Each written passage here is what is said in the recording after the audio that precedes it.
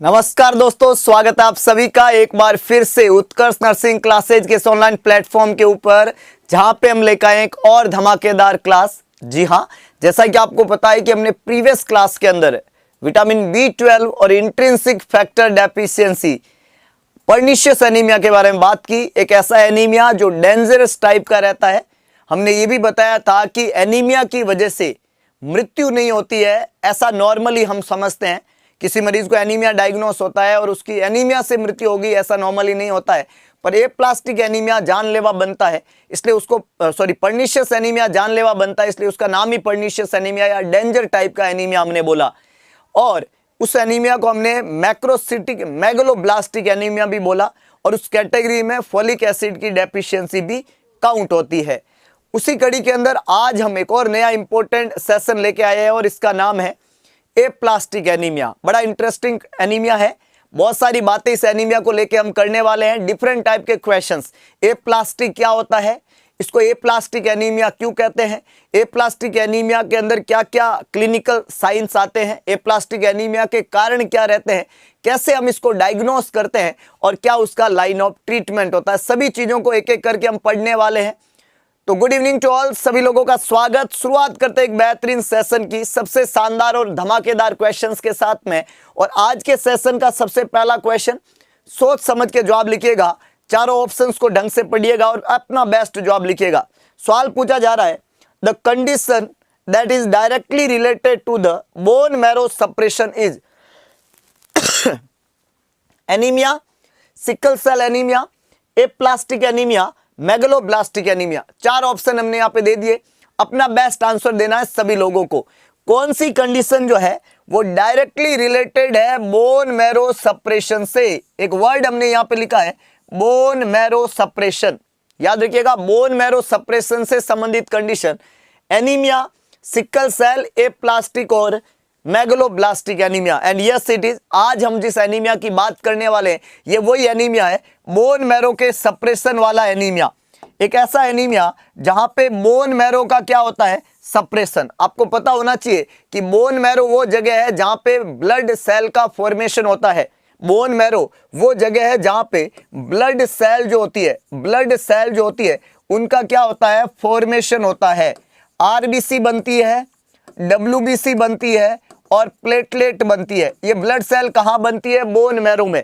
और अगर bone marrow ही suppress हो जाए तो ब्लड सेल नहीं बनेगी, और ब्लड सेल नहीं बनेगी वो एनीमिया कहलाएगा। तो ये कौन सा एनीमिया हो गया, वो एनीमिया जहां पे मीटर ही खराब है। मीटर मतलब प्रोडक्शन साइट ही खराब है, जहां पे ब्लड बनता है, जहां पे ब्लड सेल बनती है, वो बोन मैरो जो बोन के अंदर पाया जाता है, रेड बोन मैरो स्पेसिफिक, वो ही गड़बड़ हो जाता है इस बीमारी में, जिसको हम नाम देते हैं एप्लास्टिक एनीमिया। तो कहानी ये है कि इसकी शुरुआत में ही हमें पता चल गया कि इस एनीमिया में फॉर्मेशन साइट पे प्रॉब्लम है, बोन मैरो में प्रॉब्लम है, मीटर में खराबी है। तो हम मीटर के बारे में पढ़ेंगे, क्या खराबी होती है उसके बारे में पढ़ेंगे एक एक क्वेश्चन के थ्रू। अगला क्वेश्चन देखिएगा, another name of aplastic anaemia is. ये जो एप्लास्टिक एनीमिया है जिसमें बोन मैरो खराब हो जाता है, बोन मैरो में गड़बड़ हो जाती है, तो इस एप्लास्टिक एनीमिया का दूसरा नाम क्या है, ये एग्जाम ने क्वेश्चन पूछ लिया। पहला ऑप्शन आपको दे दिया aplastic leukaemia, aplastic thrombocytopenia, aplastic neutropenia, aplastic pancytopenia. Aplastic anaemia हमने बोला, एप्लास्टिक एनीमिया को और किस नाम से जान सकते हैं हम, ये एग्जाम ने क्वेश्चन में पूछ लिया। तो आपको यहां पे चार ऑप्शन है और आपको बेस्ट आंसर देना। अभी मैंने बताया कि बोन मैरो की गड़बड़ एप्लास्टिक मैरो के अंदर जो सेल बनती है वो तीन तरह की सेल होती है। ये तीन तरह की सेल कौन सी है, तीन तरह की सेल के अंदर आरबीसी आती है, तीन तरह की सेल के अंदर डब्ल्यूबीसी आती है, और तीन तरह की सेल के अंदर प्लेटलेट आती है। इस एनीमिया में आरबीसी जो होती है वो भी कम हो जाती है, डब्ल्यूबीसी भी कम हो जाती है, और प्लेटलेट भी क्या हो जाती है, कम हो जाती है। जब तीनों ही ब्लड सेल कम हो जाती है तो इस कंडीशन को हम बोलते हैं पानसाइटोपिनिया। आपको पता होना चाहिए कि आरबीसी सिर्फ कम होती है, इसको एनीमिया कहते हैं। सिर्फ आरबीसी कम होती है उसको क्या बोलते हैं, एनीमिया। सिर्फ डब्ल्यूबीसी कम हो उसको बोलते हैं ल्यूकोपीनिया। जो हमने वर्ड यहां पे लिखा है ल्यूकोपीनिया, इसमें सिर्फ डब्ल्यूबीसी कम होती है, तो सिर्फ डब्ल्यूबीसी कम हो उसको हम ल्यूकोपीनिया कहते हैं। प्लेटलेट कम होती है उसको हम थ्रोम्बोसाइटोपिनिया कहते हैं। WBC कम हो उसको ल्यूकोपिनिया, प्लेटलेट कम हो उसको थ्रोम्बोसाइटोपिनिया। और न्यूट्रोपिनिया WBC का एक टाइप है न्यूट्रोफिल, उसके नंबर कम हो जाते हैं। जो एबंडेंट नंबर में WBC होती है वो न्यूट्रोफिल होती है और उसके नंबर कम होते हैं, उसको न्यूट्रोपिनिया के नाम से जानते हैं। न्यूट्रोपिनिया का मतलब होता है डिक्रीज न्यूट्रोफिल काउंट। जब न्यूट्रोफिल काउंट कम हो जाते हैं तो उसको हम क्या बोलते हैं, न्यूट्रोपिनिया। तो जब ये तीनों ही सेल ब्लड में कम हो जाती है तो उसके लिए क्या वर्ड यूज करते हैं, पानसाइटोपिनिया। तो एप्लास्टिक एनीमिया का दूसरा नाम है एप्लास्टिक पानसाइटोपिनिया।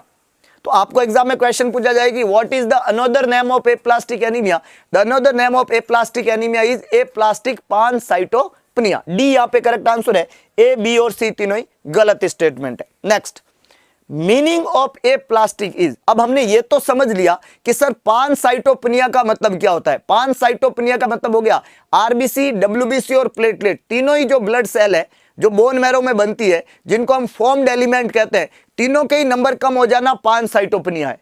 अब अगला सवाल ये बन गया कि ये तो समझ में आ गई पानसाइटोपिनिया की, लेकिन पूरा नाम क्या था, पूरा नाम था एप्लास्टिक पानसाइटोपिनिया। तो पानसाइटोपिनिया का मतलब तो समझ में आ गया, लेकिन एप्लास्टिक का क्या मतलब है, इसका मतलब तो समझ में आ गया कि डब्ल्यूबीसी भी कम है, आरबीसी भी कम है और प्लेटलेट भी कम है, इसको बोलते हैं पानसाइटोपिनिया। लेकिन इसका क्या मतलब है, एप्लास्टिक का क्या मतलब है, जो आप लिखिएगा, पहला है एब्सेंट ऑफ बोन मैरो, दूसरा लिखा हुआ है एब्सेंट ऑफ प्रोलिफरेशन, तीसरा है एब्सेंट ऑफ आरबीसी, चौथा है एब्सेंट ऑफ डब्ल्यूबीसी, है ना। एप्लास्टिक का क्या मतलब है, अब ध्यान रखो कि कई लोगों ने यहां पे जवाब लिखा है ए, जहां पे लिखा हुआ है एब्सेंट ऑफ बोन मैरो। मेरे दोस्त, बोन मैरो अपनी बॉडी में तो होगा ही होगा, अगर बोन है तो बोन के अंदर मैरो है, उसको बोन मैरो कहते हैं। तो कभी भी बोन मैरो एब्सेंट नहीं होता है, याद रखिएगा। अगर आपकी बॉडी में बोन मैरो नहीं है तो ये एप्लास्टिक नहीं है, बोन मैरो कभी एब्सेंट नहीं है। हाँ, बोन मैरो के अंदर जो ब्लड सेल बन रही है वो बनेगी नहीं, ये हो सकता है। और ब्लड सेल के फॉर्मेशन को प्रोलिफरेशन कहते हैं। प्रोलिफरेशन मतलब डिवाइड होके अपने नंबर को बढ़ाना। तो बोन मैरो एब्सेंट होता है, ये नहीं है। और मैंने ये बोला है कि आपको ऐसा नहीं है कि हाँ ए प्लास्टिक है तो इसका संबंध बोन मैरो से, तो बोन मैरो टिका दो, ऐसे नहीं है। वर्ड के मतलब को समझो, बोन मैरो कभी भी एब्सेंट नहीं होता है, प्रोलिफरेशन एब्सेंट होता है। ए प्लास्टिक वर्ड का मतलब क्या होता है, एब्सेंट ऑफ प्रोलिफरेशन। ये जो ए प्लास्टिक है इसका मतलब होता है absent of proliferation, absent of proliferation. यहां पे क्या नहीं हो पाता है, प्रोलिफरेशन नहीं हो पाता है, सेल का डिवीजन नहीं हो पाता है, सेल बन ही नहीं पाती है। और जब प्रोलिफरेशन नहीं होगा तो डब्ल्यूबीसी नहीं बनेगी, आरबीसी नहीं बनेगी, प्लेटलेट नहीं बनेगी, पानसाइटोपिनिया हो जाएगा। तो due to the absent of proliferation, absent of cellular division, there is absent of formation of mature WBC, mature RBC और प्लेटलेट, पानसाइटोपिनिया हो जाएगा। इसलिए हमने इसको बोल दिया aplastic pancytopenia. Absent of RBC यहां पे नहीं होती है, एब्सेंट ऑफ डब्ल्यूबीसी, ये एप्लास्टिक का मतलब ये नहीं होता है। क्लियर हो गया। तो दो वर्ड हो गए, एप्लास्टिक पानसाइटोपिनिया। एप्लास्टिक वर्ड का मतलब तो हो गया absent of proliferation, absent of division. और किसका डिवीजन, इमेच्योर सेल का डिवीजन। जब इमेच्योर सेल प्रोलिफरेट करती है तभी तो मैच्योर सेल बनती है। और हमने बोला, लास्ट लेक्चर में बताया भी था मैंने, कि जितने भी इमेच्योर सेल है उनमें प्रोलिफरेशन की जो रेट होती है वो बहुत ज्यादा होती है मैच्योर सेल से। एक आरबीसी से आरबीसी नहीं बनती है कभी भी, लेकिन एक इमेच्योर आरबीसी से मैच्योर आरबीसी बनती है। तो अगर आपको आरबीसी बनानी है तो इमेच्योर सेल को तेजी से प्रोलिफरेट होना पड़ता है, उसको तेजी से डिवाइड होना पड़ता है। अब वो डिवीजन ही गड़बड़ा गया यहां पे और वो प्रोलिफरेशन यहां पे नहीं हो पाएगा। ये होता है एप्लास्टिक एनीमिया के अंदर या एप्लास्टिक पानसाइटोपिनिया के अंदर। वर्ड का मतलब आई थिंक क्लियर हो गया, एनीमिया का मतलब क्लियर हो गया। देखो स्टेप है सारी तरह के डिजीज के अंदर। हम मेडिकल, सर्जिकल, नर्सिंग को इतना इजी करना चाहते हैं कि आप एग्जाम में जब भी बैठो सवाल कहीं से भी पूछ ले, उत्तर तो मेरा सही होगा। ये कॉन्फिडेंस अपने अंदर डेवलप करना है आपको। हर एक टॉपिक को, चाहे वो कोई एनीमिया का नाम हो, चाहे वो कितनी भी बड़ी बीमारी का नाम हो, हर एक बीमारी का पूरा सिस्टम है, पूरा तरीका है, बीमारी कैसे होती है, बीमारी का नाम वही क्यों है, बीमारी के क्या साइन होते हैं, बीमारी के अंदर क्या इंपॉर्टेंट डायग्नोसिस बनेगा, बीमारी का क्या इलाज रहेगा, सबका एक फॉर्मूला सेट है, सबकी एक कहानी है खुद की, और वो सारी कहानियां आपने इकट्ठी कर ली, उनको अच्छे से समझ लिया, आधी रात को भी आप जवाब दे दोगे, सवाल चाहे कहीं से भी पूछ ले, क्योंकि आपको चीजों के कंसेप्ट पक्के करने कि क्या कंसेप्ट है, क्या पूछा जा रहा है और क्या उसका जवाब बनेगा। क्लियर है? नेक्स्ट क्वेश्चन देखिएगा। All blood cell are found in, सारी ब्लड सेल कहां पाई जाती है? पहला है बोन मैरो, दूसरा है लीवर, तीसरा है पेरिफेरल सर्कुलेशन और चौथा है स्प्लीन। जवाब लिखिएगा, सभी लोगों को अपना बेस्ट जवाब लिखना है और बेहतरीन जवाब लिखना है। All blood cells are found in, सारी जो ब्लड सेल है वो कहां पाई जाती है? जवाब लिखिए भाई, सभी लोग जवाब लिखिए भाई। All blood cells are found in, बहुत अच्छे, बहुत ही शानदार, क्या बात है। हमने सवाल पूछा और आप उसके अनुरूप जवाब देंगे, ऐसा हमें पूरी आशा है आपसे। और जिस तरीके के जवाब है कि सारी ब्लड सेल बोन मैरो में बनती है, तो ये बहुत गड़बड़ जवाब है। याद रखिएगा, हमने बोला all blood cells are found, कहां पाई जाती है, कहां बनती है, ये नहीं पूछा, फॉर्मेशन की साइट नहीं पूछा, हमने क्या पूछा कि ब्लड सेल कहां पाई जाती है। फाउंड वर्ड लिखा हमने, फाउंड वर्ड का मतलब है कहां पे होती है। तो ब्लड सेल कभी भी बोन मैरो में नहीं होती है, ब्लड सेल बोन मैरो में बनती है, होती थोड़ी है। ब्लड सेल बोन मैरो में बनती है, बोन मैरो में होती नहीं है। The formation of blood cell in bone marrow but it is not present in bone marrow. Blood cell spleen में नहीं होती है, स्प्लीन में ब्लड सेल का डिस्ट्रक्शन होता है, आरबीसी टूटती है, कब्रिस्तान कहते हैं इसको आरबीसी का। स्प्लीन को हम क्या बोलते हैं? Graveyard of RBC, graveyard of RBC, है ना, ग्रेव यार्ड ऑफ आरबीसी। ये तो आरबीसी का कब्रिस्तान है। ब्लड सेल यहां पे भी नहीं बनती है, ब्लड सेल लीवर में भी नहीं बनती है, ब्लड सेल लीवर में भी नहीं बनती है। ब्लड सेल बनती है बोन मैरो में और ब्लड सेल पाई जाती है ब्लड में, उसको बोलते हैं circulatory system, peripheral circulation. Vessels के अंदर होती है, ब्लड वेसल्स में, सर्कुलेशन के अंदर, इसको पेरिफेरल सर्कुलेशन मतलब ब्लड वेसल। सर्कुलेशन में जब हम पार्ट पढ़ते हैं कार्डियोवैस्कुलर, तो कार्डियो मतलब हार्ट, वो तो होता है सेंटर में, और वेसल्स होती है पेरिफेरी में। हार्ट ब्लड को पंप करता है और ब्लड वेसल्स उसको लेके जाती है। तो जो ब्लड सेल होती है वो कहां पाई जाती है? पेरिफेरल सर्कुलेशन के अंदर पाई जाती है, ब्लड वेसल्स के अंदर पाई जाती है। आरबीसी को ढूंढना है तो बोन मैरो से निकालोगे क्या, है ना। अगर आपको सीबीसी चेक करानी है तो सैंपल बोन मैरो से लेंगे, लीवर से लेंगे या स्प्लीन से लेंगे? नहीं लेते हैं दोस्त, सैंपल लेते हैं सर्कुलेशन में से, ब्लड वेसल्स में से, वेन में से, आर्टरी में से सैंपल ले लो और उसका टेस्ट करा लो, आरबीसी मिल जाएगी, डब्ल्यूबीसी मिल जाएगी, प्लेटलेट मिल जाएगी। तो बोन मैरो को ढूंढना है तो कहां ढूंढोगे बोन मैरो को? पेरिफेरल सर्कुलेशन के अंदर ढूंढेंगे, वेसल्स के अंदर ढूंढेंगे। बहुत इंपॉर्टेंट, बहुत इजी क्वेश्चन है, लेकिन इंपॉर्टेंट बात यह है कि आपको समझने में प्रॉब्लम ना हो। आपको यही सोच डेवलप करनी है कि पूछा क्या जा रहा है, जल्दबाजी नहीं दिखानी है जवाब देने में। मैं क्या जवाब दे रहा हूं ये नहीं है इंपॉर्टेंट, मुझे क्या पूछा जा रहा है ये है इंपॉर्टेंट, तब जवाब सही बनेंगे। सवाल है, the cells which are found in bone marrow house is, bone marrow house के अंदर पाई जाने वाली सेल कौन सी है? पहला लिखा हुआ है रेड ब्लड सेल, दूसरा है टी लिम्फोसाइट्स, तीसरा है प्रीकर्सर सेल्स, चौथा है बी लिम्फोसाइट्स। सभी लोग अपना बेस्ट जवाब लिखेगा और सोच समझ के जवाब लिखेगा। बहुत ही बढ़िया, बहुत ही बढ़िया, सभी लोग जवाब लिखे भाई। वो सेल कौन सी है जो बोन मैरो हाउस में पाई जाती है? हमने क्या पूछा इस बार? The cell which are found in bone marrow house, bone marrow house में फाउंड होने वाली सेल कौन सी है? देखो यहां पे सोच समझ के जवाब लिखो। बोन मैरो जो होता है, बोन मैरो, ये बोन मैरो हाउस है और इस बोन मैरो हाउस में ब्लड सेल बनती है और जो ब्लड सेल बनती है वो इमैच्योर सेल होती है। बोन मैरो हाउस में कैसी सेल होती है? इमैच्योर सेल होती है। आपको ये पता होना चाहिए कि आपकी जो आरबीसी है वो एक मैच्योर सेल है और ये कहां पाई जाती है? सर्कुलेशन के अंदर पाई जाती है, पेरिफेरल सर्कुलेशन के अंदर पाई जाती है। आपकी जो ये टी लिम्फोसाइट है या बी लिम्फोसाइट है, ये लिम्फोसाइट्स के टाइप है और लिम्फोसाइट डब्ल्यूबीसी का टाइप है। ये एक तरह की डब्ल्यूबीसी है और ये भी एक तरह की डब्ल्यूबीसी है। और ये कहां पाई जाती है? ये भी सर्कुलेशन में होती है, ये भी सर्कुलेशन में होती है। जो ऑप्शन ए, ऑप्शन बी और ऑप्शन डी चूज कर रहे हैं वो बिल्कुल गलत है, क्योंकि ये सारे के सारे सर्कुलेशन में होता है, पेरिफेरल सर्कुलेशन में होती है, ब्लड वेसल में होती है। जो बोन मैरो है वो हमेशा इमेच्योर सेल को कैरी करता है और उसको हम प्रीकर्सर सेल कहते हैं। कौन सी सेल कहते हैं? Precursor cell. और ये कैसी होती है? इमेच्योर। और ये होती है बोन मैरो हाउस के अंदर।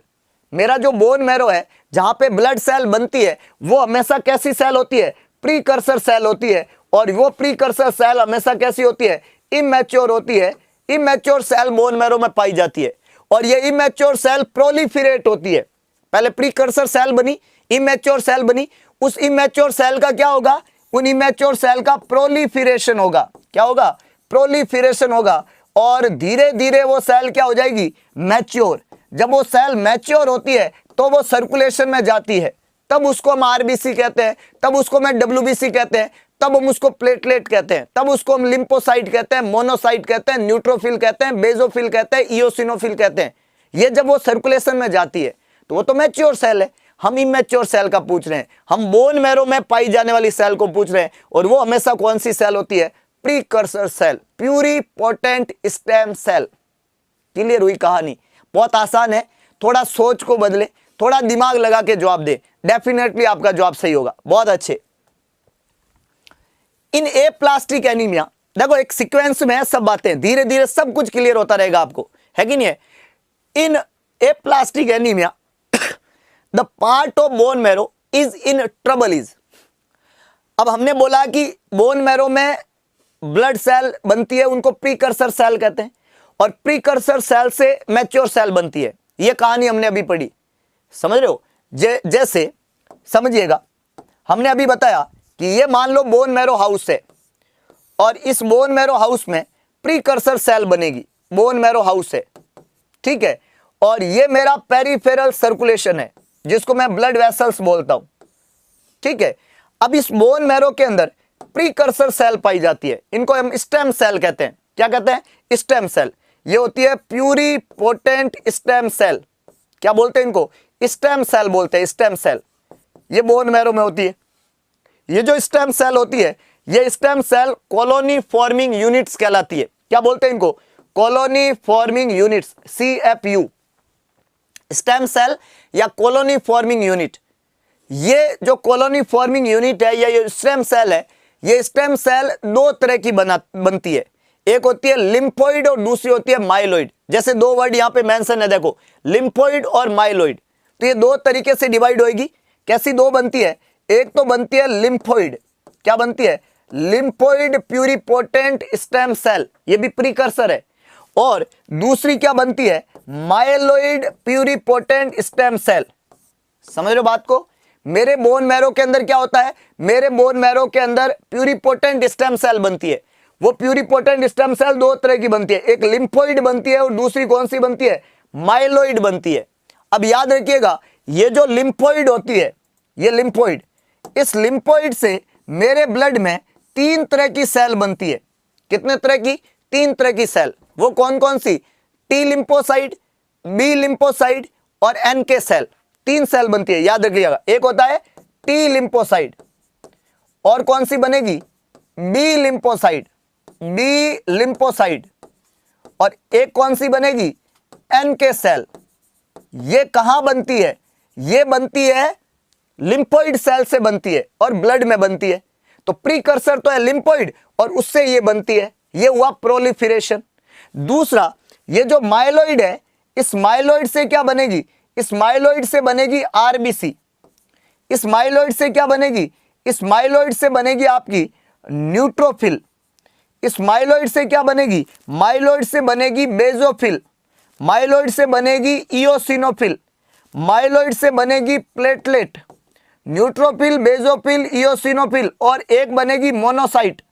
कौन बनेगी? मोनोसाइट। ये जो न्यूट्रोफिल, बेजोफिल, इयोसिनोफिल और मोनोसाइट, इसको मिला के हम क्या बोलते हैं? WBC। समझिएगा, वापस सुन लीजिएगा। हमने क्या बताया कि ये जो बोन मैरो है, इस बोन मैरो हाउस से दो सेल बनती है, एक लिम्फोइड और दूसरी माइलोइड। ये प्रीकर्सर सेल है और ये बोन मैरो में ही होती है। अभी हमने बताया बोन मैरो में कौन सी सेल पाई जाती है, प्रीकर्सर सेल होती है। इन प्रीकर्सर सेल से जो ये मैच्योर सेल बनती है ये सर्कुलेशन में होती है, पेरिफेरल सर्कुलेशन में होती है, और ये लिम्फोइड से बनेगी टी लिम्फोसाइट, बी लिम्फोसाइट और एन के सेल। और ये जो माइलोइड है इससे बनेगी RBC, monocyte, neutrophil, basophil, eosinophil, इन सबको मिला के बोलते हैं डब्ल्यूबीसी और प्लेटलेट। क्लियर हो गया। अब ये है नॉर्मल प्रोसेस, ऐसे बनता है। अब सवाल ने क्या पूछा है, सवाल ने ये पूछा है कि एप्लास्टिक एनीमिया जो होता है इसमें हमने बताया कि जो बोन मैरो है, एप्लास्टिक वर्ड का मतलब हमने क्या बताया कि वहां पे एब्सेंट होता है प्रोलिफरेशन। क्या वर्ड एप्लास्टिक का क्या मतलब है, absent of proliferation, absent of proliferation, ये अभी हमने बताया। और कई लोग ये जवाब दे रहे हैं कि वहां पे हाइपर प्रोलिफरेशन होगा। How it possible, aplastic word का ही मतलब होता है एब्सेंट ऑफ प्रोलिफरेशन, तो ये सी तो सबसे खोटा जवाब है। हाइपर प्रोलिफरेशन तो होने की संभावना ही पैदा नहीं होती है। क्लियर है। दूसरा, नन ऑफ दी अबव यहां पे जवाब बनेगा नहीं, क्योंकि या तो ये लिम्फोइड की बीमारी है या ये माइलोइड की बीमारी है। तो हम दूसरे वर्ड की तरफ जाते हैं। जैसे एप्लास्टिक वर्ड का मतलब तो था एब्सेंट ऑफ प्रोलिफरेशन, लेकिन जो एनीमिया था इसकी जगह हमने बोला एक वर्ड और यूज कर सकते हैं। एप्लास्टिक एनीमिया को हमने एक नाम और दिया, और वो कौन सा नाम दिया, एप्लास्टिक एनीमिया का दूसरा नाम क्या था, बहुत अच्छे, एप्लास्टिक पानसाइटोपिनिया। क्या नाम दिया हमने इसको, एक और नाम दिया, एप्लास्टिक पानसाइटोपिनिया, ये नाम दिया। पानसाइटोपिनिया का मतलब हमने क्या समझा, पानसाइटोपिनिया का मतलब समझा डब्ल्यूबीसी का कम होना, आरबीसी का कम होना, प्लेटलेट का कम होना। डब्ल्यूबीसी का कम होना, आरबीसी का कम होना और प्लेटलेट का कम होना। जब ये तीनों ही कम हो जाते हैं इसको पानसाइटोपिनिया कहते हैं। अब आप बताइए मेरे को कि ये जो पानसाइटोपिनिया है, आरबीसी, डब्ल्यूबीसी और प्लेटलेट, ये जो तीनों सेल है, इन तीनों सेल को कौन बना रहा है, माइलोइड। कौन बना रहा है, माइलोइड।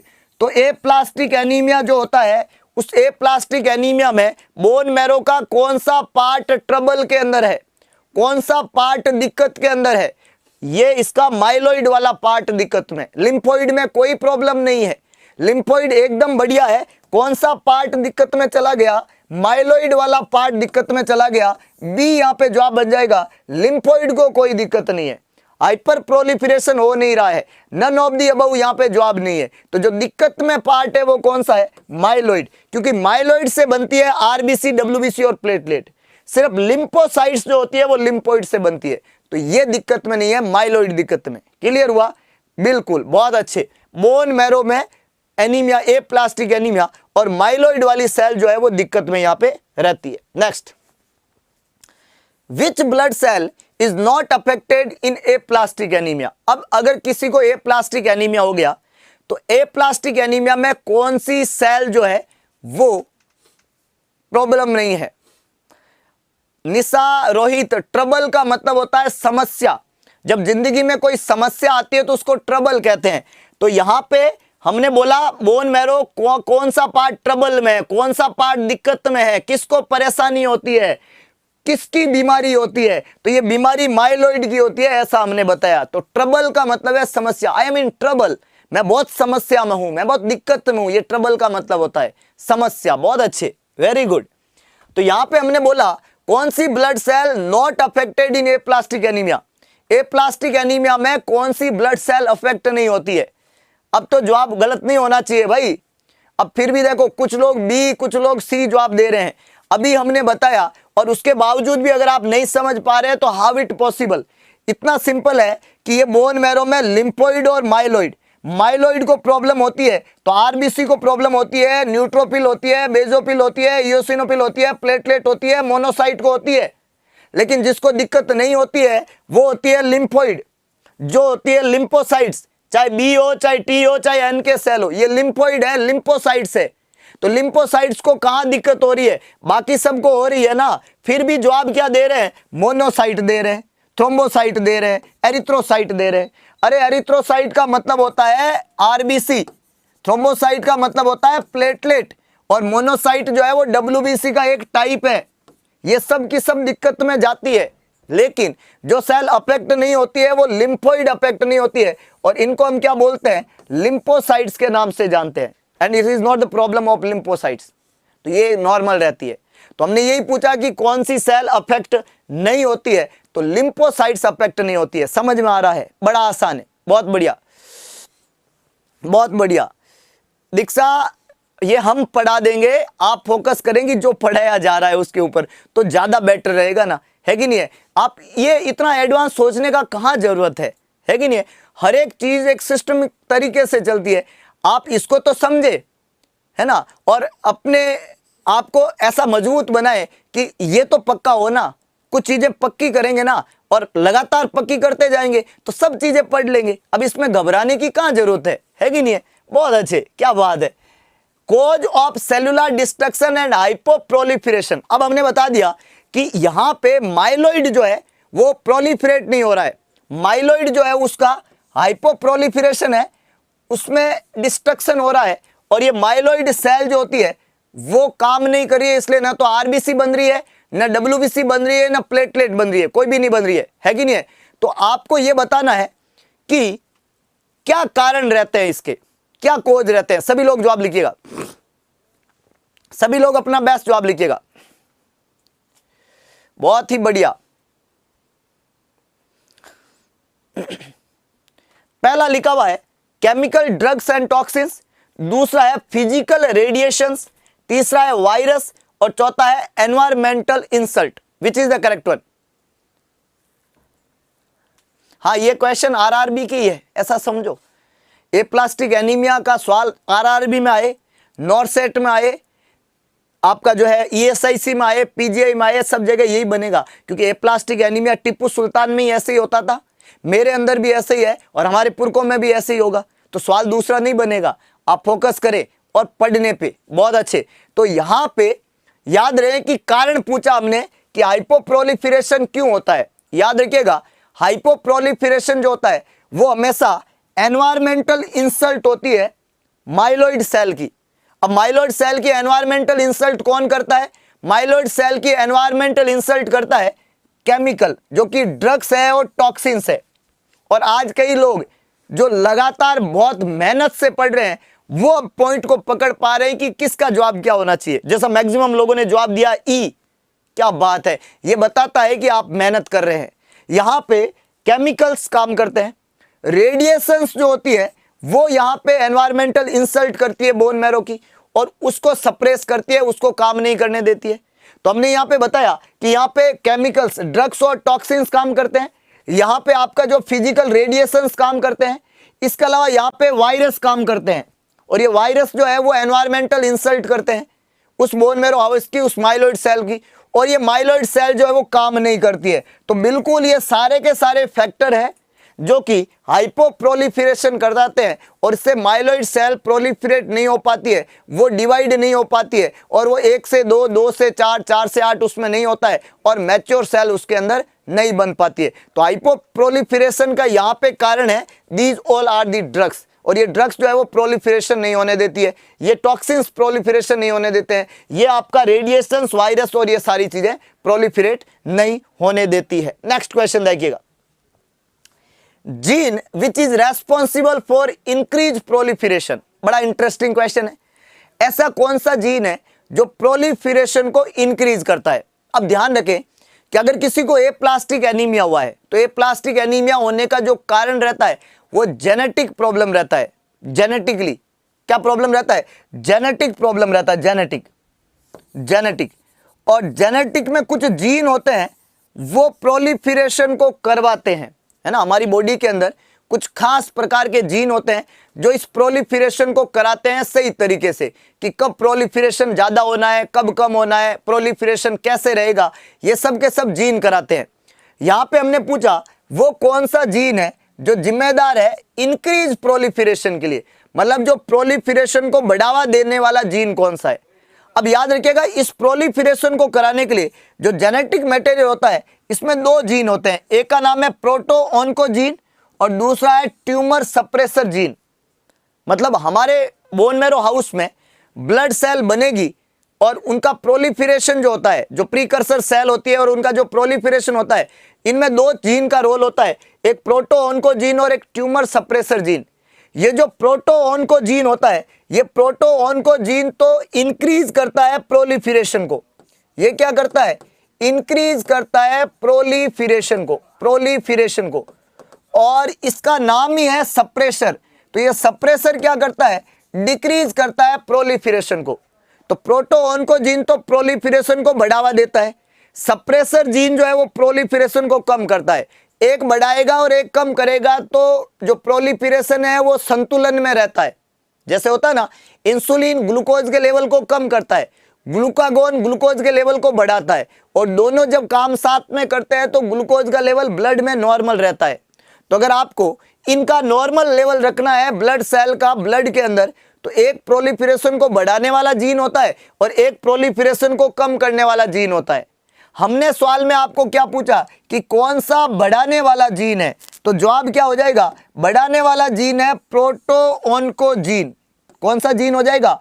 प्रोटोऑन्कोजीन। ये प्रोलिफरेशन को बढ़ावा देता है। और अगर मैं ये पूछ लूं कि सप्रेसर कौन सा है, डिक्रीज कौन करेगा, तो उसका जवाब रहेगा ट्यूमर सप्रेसर जीन। अब होता क्या है, एप्लास्टिक एनीमिया वाले मरीज को अगर ये प्रॉब्लम जेनेटिकली है, तो उसमें क्या होगा कि जो प्रोटोऑन्कोजीन है, ये प्रोटोऑन्कोजीन तो कम हो जाएगा। जो प्रोलिफरेशन को बढ़ाता है वो तो क्या हो जाएगा? कम। और जो प्रोलिफरेशन को कम करता है, जिसका नाम है ट्यूमर सप्रेसर जीन, ये ट्यूमर सप्रेसर जीन जो है ये ज्यादा देखने को मिलते हैं। जिन भी मरीज को एप्लास्टिक एनीमिया होता है, उनमें प्रोटोऑन्कोजीन के नंबर तो क्या रहते हैं? कम, और ट्यूमर सप्रेसर जीन के नंबर क्या होते हैं? ज्यादा। उसकी वजह से प्रोलिफरेशन क्या हो जाता है? अल्टीमेटली कम, क्योंकि ये ज्यादा होगा, अगर ये जीन ज्यादा होगा तो ये प्रोलिफरेशन को घटाता है, तो प्रोलिफरेशन कम हो जाता है। ये अगर कम होगा तो ये प्रोलिफरेशन को बढ़ा रहा था, अब ये कम है तो प्रोलिफरेशन कम होगा। अल्टीमेटली प्रोलिफरेशन कम होता होता एब्सेंट हो जाएगा, और absent of proliferation is known as aplastic. समझ लो बात को? जब हम एब्सेंट ऑफ प्रोलिफरेशन कहते हैं, उसी को एप्लास्टिक कहते हैं। तो जो प्रोलिफरेशन बढ़ाता है वो जीन तो है प्रोटोऑन्कोजीन, जो प्रोलिफरेशन को कम करता है वो जीन है ट्यूमर सप्रेसर जीन। दो जीन यहाँ पे काम करते हैं, और इनके एक्शन से ही प्रोलिफरेशन बढ़ता है या घटता है, और इनके कार्य जब ऑपोजिट हो जाते हैं तो उसकी वजह से एप्लास्टिक एनीमिया हो जाता है। क्लियर हो गई कहानी? बहुत ही शानदार। अगला क्वेश्चन, एप्लास्टिक एनीमिया एक डिसऑर्डर है जिसके अंदर बोन मैरो जो होता है उनमें cell develop into the mature blood cell become damage. जिस इमेच्योर सेल से मैच्योर सेल बनती है, वो इमेच्योर सेल यहां पे ढंग से बन ही नहीं पाती है, प्रोलिफरेट नहीं हो पाती है। The damage bone marrow cell, जो बोन मैरो सेल डैमेज हो गई, can lead to low number of red blood cell, low number of white blood cell and low number of platelet. तीनों के नंबर कम हो जाते हैं, इसको पानसाइटोपेनिया कहते हैं। अब सवाल ने पूछा है, when the cause of the aplastic anaemia cannot be diagnose, the cause is likely which of the following. जब एप्लास्टिक एनीमिया का कोज हम पता नहीं कर पाते हैं, तो क्या और कोज हो सकते हैं? पहला है ऑटो इम्यून, दूसरा है कीमोथेरेपी ड्रग, तीसरा है रेडिएशन एक्सपोजर, और चौथा है टॉक्सिन्स। जब हमारे पास में कोज जो है वो पता हमें नहीं होते हैं, है ना, जो पता वाले कोज थे वो हमने बताया था कीमोथेरेपी, रेडिएशन या टॉक्सिन्स। जब हमें कोज पता नहीं होता है तो उसको क्या कहते हैं? बहुत अच्छे। जब हमें कोज पता नहीं होता है, ये होता है ऑटो इम्यून डिस्ट्रक्शन। बहुत ही शानदार। ये कौन सा होता है? ये होता है आपका autoimmune destruction. Whenever we don't know the cause, this process is known as autoimmune process. Autoimmune process क्या होता है? मेरी ही इम्यून सिस्टम मेरी बॉडी की नॉर्मल सेल को खत्म करने लग जाए। मेरी इम्यून सिस्टम, मेरी एंटीबॉडी मेरी बॉडी की जब नॉर्मल सेल को खत्म करने लग जाएगी, उस प्रोसेस को मैं क्या बोलूंगा? Auto immune disorder. तो ये यहाँ पे ए करेक्ट आंसर बनेगा। बी, सी और डी तीनों ही गलत स्टेटमेंट है। क्लियर है कहानी? बहुत अच्छे, very good. The term leukopenia is the medical term for which of the following. Leukopenia का क्या मतलब होता है? आसान सवाल है, बड़ा इजी क्वेश्चन हमने यहाँ पे दिया है। बहुत अच्छे। कई लोगों ने ल्यूकेमिया लिखा है, ल्यूकेमिया इज द कैंसर, है ना। तो यहाँ पे अननोन इटियोलॉजी होता है, ऑटो इम्यून डिसऑर्डर था ये, बहुत अच्छे। तो ल्यूकेमिया जो है उसका क्या मतलब है, जो इस बीमारी में देखने को मिलेगा, और ये सबसे खतरनाक है। ल्यूकोपिनिया सबसे खतरनाक है क्योंकि ये वो सेल है जो डिफेंस का काम करती है ब्लड में, और उसकी कमी होने पे मरीज इन्फेक्शन की रिस्क पे होता है। मरीज किसकी रिस्क पे होता है, इन्फेक्शन की। तो ल्यूकोपिनिया का मतलब होता है फ्यू डब्ल्यूबीसी, डब्ल्यूबीसी का कम हो जाना। याद रखिएगा, अगर वहां पे इजीली ब्लीड कर रहे हैं तो कौन कम हो गई है, प्लेटलेट कम हो गई है। अगर प्लेटलेट कम है तो ये प्रॉब्लम रहती है, इसको थ्रोम्बोसाइटोपिनिया कहते हैं। प्लेटलेट के नंबर कम होने को हम क्या बोलते हैं, थ्रोम्बोसाइटोपिनिया, थ्रोम्बोसाइटोपिनिया। एक वर्ड यहां पे हमने लिखा है फ्यू आरबीसी, और इसको हम बोल देंगे एनीमिया। लेकिन जब आपके डब्ल्यूबीसी कम हो जाते हैं तो इस प्रोसेस को हम क्या बोलते हैं, ल्यूकेमिया। क्या बोलते हैं, ल्यूकोपिनिया। तो यहाँ पे डब्ल्यूबीसी का कम होना, और मरीज किसकी रिस्क पे रहता है, इन्फेक्शन की। किसकी रिस्क पे, इन्फेक्शन की रिस्क पे। तो ऐसे मरीजों में हमें क्या काम में लेना पड़ेगा, इन्फेक्शन प्रिकॉशन काम में लेने पड़ते हैं। क्या काम में लेने पड़ते हैं, इन्फेक्शन प्रिकॉशंस काम में लेने पड़ेंगे, क्योंकि मरीज हमेशा इन्फेक्शन की रिस्क पे होता है और हमें वहां पे इन्फेक्शन प्रिकॉशन काम में लेने पड़ते हैं। वो कौन सा तरीका है जो इन्फेक्शन को प्रिवेंट करने का सबसे बेस्ट तरीका माना जाता है। सभी लोग अपना बेस्ट जवाब लिखिएगा। हमने क्या पूछा कि अगर आप इन्फेक्शन प्रिकॉशन करना चाहते हैं तो उसका सबसे बेस्ट तरीका क्या है, which is the best method to prevent infection, और इन्फेक्शन प्रिकॉशन का सबसे बेस्ट मैकेनिज्म क्या रहेगा, जवाब लिखिएगा। बिल्कुल, बहुत अच्छे, इन्फेक्शन प्रिकॉशन काम में लेंगे, बिल्कुल सही है। विशाल नागोरा, हैंड वॉशिंग, क्या बात है, बहुत ही शानदार। Hand washing is the best method to prevent infection. Hand washing is the best method, बहुत शानदार। अगला क्वेश्चन देखिएगा, the nurse devises a teaching plan for the client with aplastic anemia. Which of the following is the most important concept to teach for health promotion and maintenance? aplastic anemia का बच्चा है और उसको आप teaching plan दे रहे हैं। जवाब लिखिए कौन सा मोस्ट इंपोर्टेंट कंसेप्ट है टीच करने के लिए हेल्थ का प्रमोशन और मेंटेनेंस। पहला है eat animal protein and dark green leafy vegetables, avoid exposure to other with acute infection, practice yoga and meditation to decrease stress and anxiety, get 8 hours sleep at night and nap during the day, which is the correct one। बड़ा interesting question है, और अभी हमने बताया भी था कि plastic anaemia में सबसे खतरनाक बात यह होती है कि मरीज में ल्यूकोपिनिया होता है, डब्ल्यूबीसी के नंबर कम हो जाते हैं, और मरीज किसकी रिस्क पे होता है, इन्फेक्शन की। बहुत ही शानदार। और जब मरीज इन्फेक्शन की रिस्क पे है तो आपको क्या करना है, अवॉइड करना है इन्फेक्शन से एक्सपोजर। आपको मरीज को इन्फेक्शन से एक्सपोज नहीं होने देना है, क्योंकि अगर इसको इन्फेक्शन हो गया तो इसको बहुत जल्दी इन्फेक्शन हो जाता है ना, इसको बहुत जल्दी बीमारी पकड़ लेती है। इसके शरीर का डिफेंस बहुत कमजोर है। जिस देश की सेना कमजोर होती है उस देश पे हर कोई हमला कर सकता है। तो छोटे से छोटे तुच्छे आतंकवादी भी इसके अंदर घुस जाएंगे, छोटे छोटे बैक्टीरिया वायरस हमला कर देंगे, शरीर को बिगाड़ के रख देंगे। इसलिए डिफेंस मजबूत होनी चाहिए, सेना मजबूत होनी चाहिए, सेना में पुदीना होना चाहिए। तो ये आपका डब्ल्यूबीसी कम होता है, ये प्रॉब्लम यहाँ पे होती है। इन्फेक्शन से प्रिकॉशन यहाँ पे काम में लेना होता है। अगला, when a client is diagnosed with aplastic anaemia, the nurse should assess the client for changes in which of the following physiological function. जब मरीज को एप्लास्टिक एनीमिया होता है तो मरीज में कुछ फिजियोलॉजिकल अल्ट्रेशन हो जाता है, बॉडी की नॉर्मल फिजियोलॉजी में कुछ चेंजेज आ जाते हैं। आपको बताना है कि वो फिजियोलॉजिकल अल्ट्रेशन कौन सा है। पहला यहाँ पे क्या लिखा हुआ है, ब्लीडिंग टेंडेंसी। दूसरा यहाँ पे लिखा हुआ है इनटेक एंड आउटपुट। तीसरा यहाँ पे लिखा हुआ है पेरिफेरल सेंसेशन। चौथा है बोवल फंक्शन। क्या फिजियोलॉजिकल अल्ट्रेशन आ जाएगा। मैंने एक बात और बताई आपको, एप्लास्टिक एनीमिया का दूसरा नाम है एप्लास्टिक पानसाइटोपिनिया, और पानसाइटोपिनिया का मतलब हो गया प्लेटलेट भी कम होते हैं, आरबीसी भी कम होते हैं और डब्ल्यूबीसी भी कम होते हैं। जब डब्ल्यूबीसी कम हो रहे थे तब तो क्या हो रहा था, इन्फेक्शन हो रहा था, और जब प्लेटलेट कम हो जाएंगे तो क्या होगा, क्या बात है, ब्लीडिंग। क्या होगा, ब्लीडिंग। ये प्लेटलेट के नंबर के कम होने को इंडिकेट करते हैं। यहाँ पे थ्रोम्बोसाइटोपिनिया होता है और मरीज किसकी रिस्क पे होता है, ब्लीडिंग की रिस्क पे होता है। तो एप्लास्टिक एनीमिया का मरीज जो है उसमें प्लेटलेट के नंबर कम होने की वजह से वो ब्लीडिंग की रिस्क पे होता है। अगर कोई मरीज जो है वो रीनल डिजीज से सफर कर रहा हो, रीनल डिजीज, तो इनटेक और आउटपुट की इंपॉर्टेंस ही होती है। किडनी वाली बीमारी में कितना पानी पिला रहे हो, कितना पेशाब बन रहा है, ये किडनी के डिजीज में इंपॉर्टेंट होता है।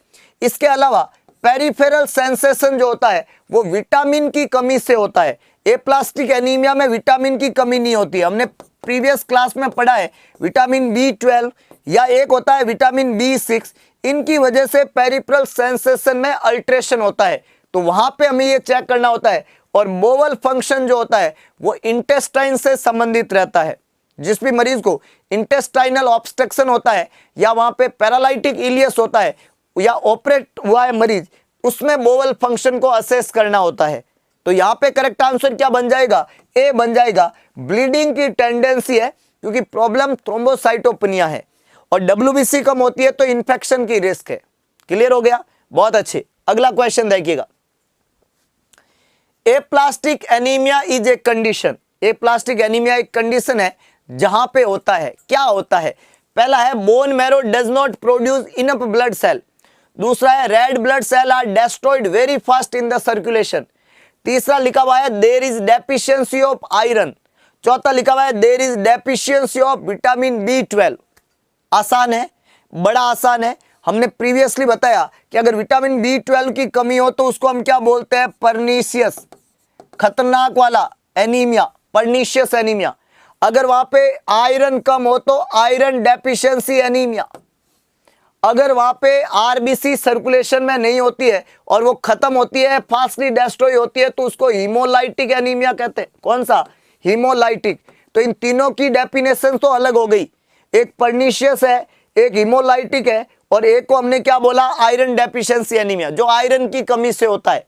तो एक ही ऑप्शन बचा हमारे पास में, और वो है कि जब बोन मैरो में इनफ अमाउंट के अंदर ब्लड सेल का फॉर्मेशन नहीं होगा और पानसाइटोपेनिया होगा, तो उस कंडीशन को हम एप्लास्टिक पानसाइटोपेनिया या एप्लास्टिक एनीमिया के नाम से जानते हैं। क्लियर है कहानी? क्लियर है। चलिए भाई अगला क्वेश्चन, सोच समझ के जवाब लिखिएगा। क्वेश्चन ये भी जबरदस्त है। कारण क्या है एप्लास्टिक एनीमिया के होने का? कोज पूछा है, कोज ऑफ एप्लास्टिक एनीमिया। पहला यहां पे लिखा है इनहेरिटेड, दूसरा लिखा हुआ है एक्वायर्ड, सोच समझ के लिखना जवाब। तीसरा लिखा हुआ है बोथ, और चौथा है none of the above. What is the exact cause of aplastic anaemia? ये जेनेटिक है, इनहेरिटेड है, तासीर में मिलता है, या ये एक्वायर्ड होता है, जन्म के बाद में होता है, या दोनों ही तरीके से होता है, या इनमें से कोई इसका कारण नहीं है? एप्लास्टिक एनीमिया के होने का कारण क्या है? इनहेरिटेड है या एक्वायर्ड है? ये जन्म से होता है बच्चे के अंदर या जन्म के बाद में बनता है? जवाब लिखिएगा। कुछ लोगों ने A, कुछ ने B और कुछ ने C जवाब लिखा है, कुछ ने D नहीं लिखा, ये अच्छी बात है। तो कारण तो है, याद रखिएगा। हमने अभी बताया कि जो दो जीन होते हैं, प्रोक्टो ऑन्कोजीन और ट्यूमर लाइस सप्रेसर जीन, अगर उन जीन में प्रॉब्लम हो जन्म से, तब तो एप्लास्टिक एनीमिया कौन सा हो सकता है? जेनेटिक हो सकता है, इनहेरिटेड हो सकता है। लेकिन वहां पे एनवायरमेंटल इंसल्ट हुई है बोन मैरो हाउस की पैदा होने के बाद में। जब बच्चा बाहर आया तब तक मामला सही था, जेनेटिक मटेरियल में कोई दिक्कत नहीं थी, लेकिन बाहर आने के बाद में एनवायरमेंट ने इंसल्ट की। कोई केमिकल, कोई ड्रग, कोई वायरस, कोई किसी भी तरीके का कोई फिजिकल एजेंट, कोई रेडिएशन, उन्होंने बोन मैरो को चुप करा दिया, सप्रेस कर दिया, तो ये एक्वायर्ड था। तो ये जेनेटिक भी होता है और ये कौन सा होता है? एक्वायर्ड भी होता है, दोनों ही होता है। अब आपको ये बताना है, अभी तक काफी लोगों ने सही जवाब दिया कि ये दोनों ही होता है। अब आप ये बताओ कि इन दोनों में कौन सा कॉमन है? अगर 100 बच्चे पैदा हुए और 100 बच्चों को एप्लास्टिक एनीमिया हुआ, तो इनमें से कुछ बच्चों को ये जेनेटिक होगा, कुछ बच्चों को ये एक्वायर्ड होगा। तो मोस्ट कॉमन कौन सा कारण है? जेनेटिक है या एक्वायर्ड है? जवाब लिखिएगा, जेनेटिक है या एक्वायर्ड है? बहुत अच्छे, बहुत ही बढ़िया, सभी लोग जवाब लिखेंगे। हमने बोला ये मोस्ट कॉमन कौन सा कोज है? इनहेरिटेड और एक्वायर्ड। ये अगला सवाल बनेगा यहां से आपको कि मोस्ट कॉमन कौन सा है, इनहेरिटेड और acquired, which is the correct one? Inherited और एक्वायर्ड मोस्ट कॉमन। इनहेरिटेड और एक्वायर्ड, दो तरह के जवाब यहां पे आ रहे हैं, याद रखिएगा। Inherited is not the most common, the most common cause is always acquired. Inherited is not the most common cause always acquired, है ना। तो मोस्ट कॉमन कॉज अगर आपको पूछे तो हमेशा वो कौन सा रहेगा, वो हमेशा रहेगा एक्वायर्ड। ये मोस्ट कॉमन है, ये मोस्ट कॉमन है, पैदा होने के बाद में ये ज्यादातर डेवलप होता है, this is known as acquired. Clear है। तो अब हमने यहां पे बताया कि एप्लास्टिक एनीमिया जो होता है कैन बी एक्वायर्ड और मोर कॉमन है एक्वायर्ड। और ये कैसा हो सकता है, इनहेरिटेड भी हो सकता है। ये एक्वायर्ड भी है, ये इनहेरिटेड भी है, लेकिन ज्यादा कॉमन कारण कौन सा है, एक्वायर्ड कोज है। अब हमने ये बताया what are some the other way it can be acquired, क्या तरीके हैं एक्वायर्ड करने के। अब हमने बोला ये एक्वायर्ड भी है और ये इनहेरिटेड भी है, तो एक्वायर्ड करने के तरीके क्या है, एक्वायर्ड कैसे करते हैं हम एप्लास्टिक एनीमिया को। Post viral infection, pregnancy, ionising radiation, drugs and chemical और इडियोपैथिक। अगर हम बोलें कि जो आपका एप्लास्टिक एनीमिया है वो एक्वायर्ड है, तो एक्वायर्ड करने का कौन कौन से तरीके होते हैं, कौन कौन से वे है जिससे एप्लास्टिक एनीमिया एक्वायर्ड होता है। जवाब लिखिएगा, सभी लोग जवाब लिखेंगे, ए सी डी और ई, ए सी डी और ई। कुछ लोगों का ये जवाब है, बहुत अच्छे। कई लोगों ने ए सी और डी जवाब लिखा है, बहुत बढ़िया। कई लोगों ने सिर्फ डी जवाब लिखा है, ये भी अच्छी बात है। एक्वायर्ड करने के तरीके अभी हमने बताया, एक्वायर करने का एक तरीका होता है केमिकल तरीका, जिसमें आते हैं ड्रग्स और केमिकल, ये तरीका है केमिकल तरीका। एक तरीका हमने बताया फिजिकल तरीका, इसमें आते हैं आयोनाइज रेडिएशन, ये तरीका है फिजिकल। तो एक्वायर्ड करने का एक तरीका है केमिकल, एक तरीका है फिजिकल, ये दो तरीके तो हो गए। एक्वायर्ड एप्लास्टिक एनीमिया का मोस्ट कॉमन तरीका है इडियोपैथिक, है ना। लगभग 65% को तो क्यों हुआ ये भी नहीं पता, लेकिन हो गया।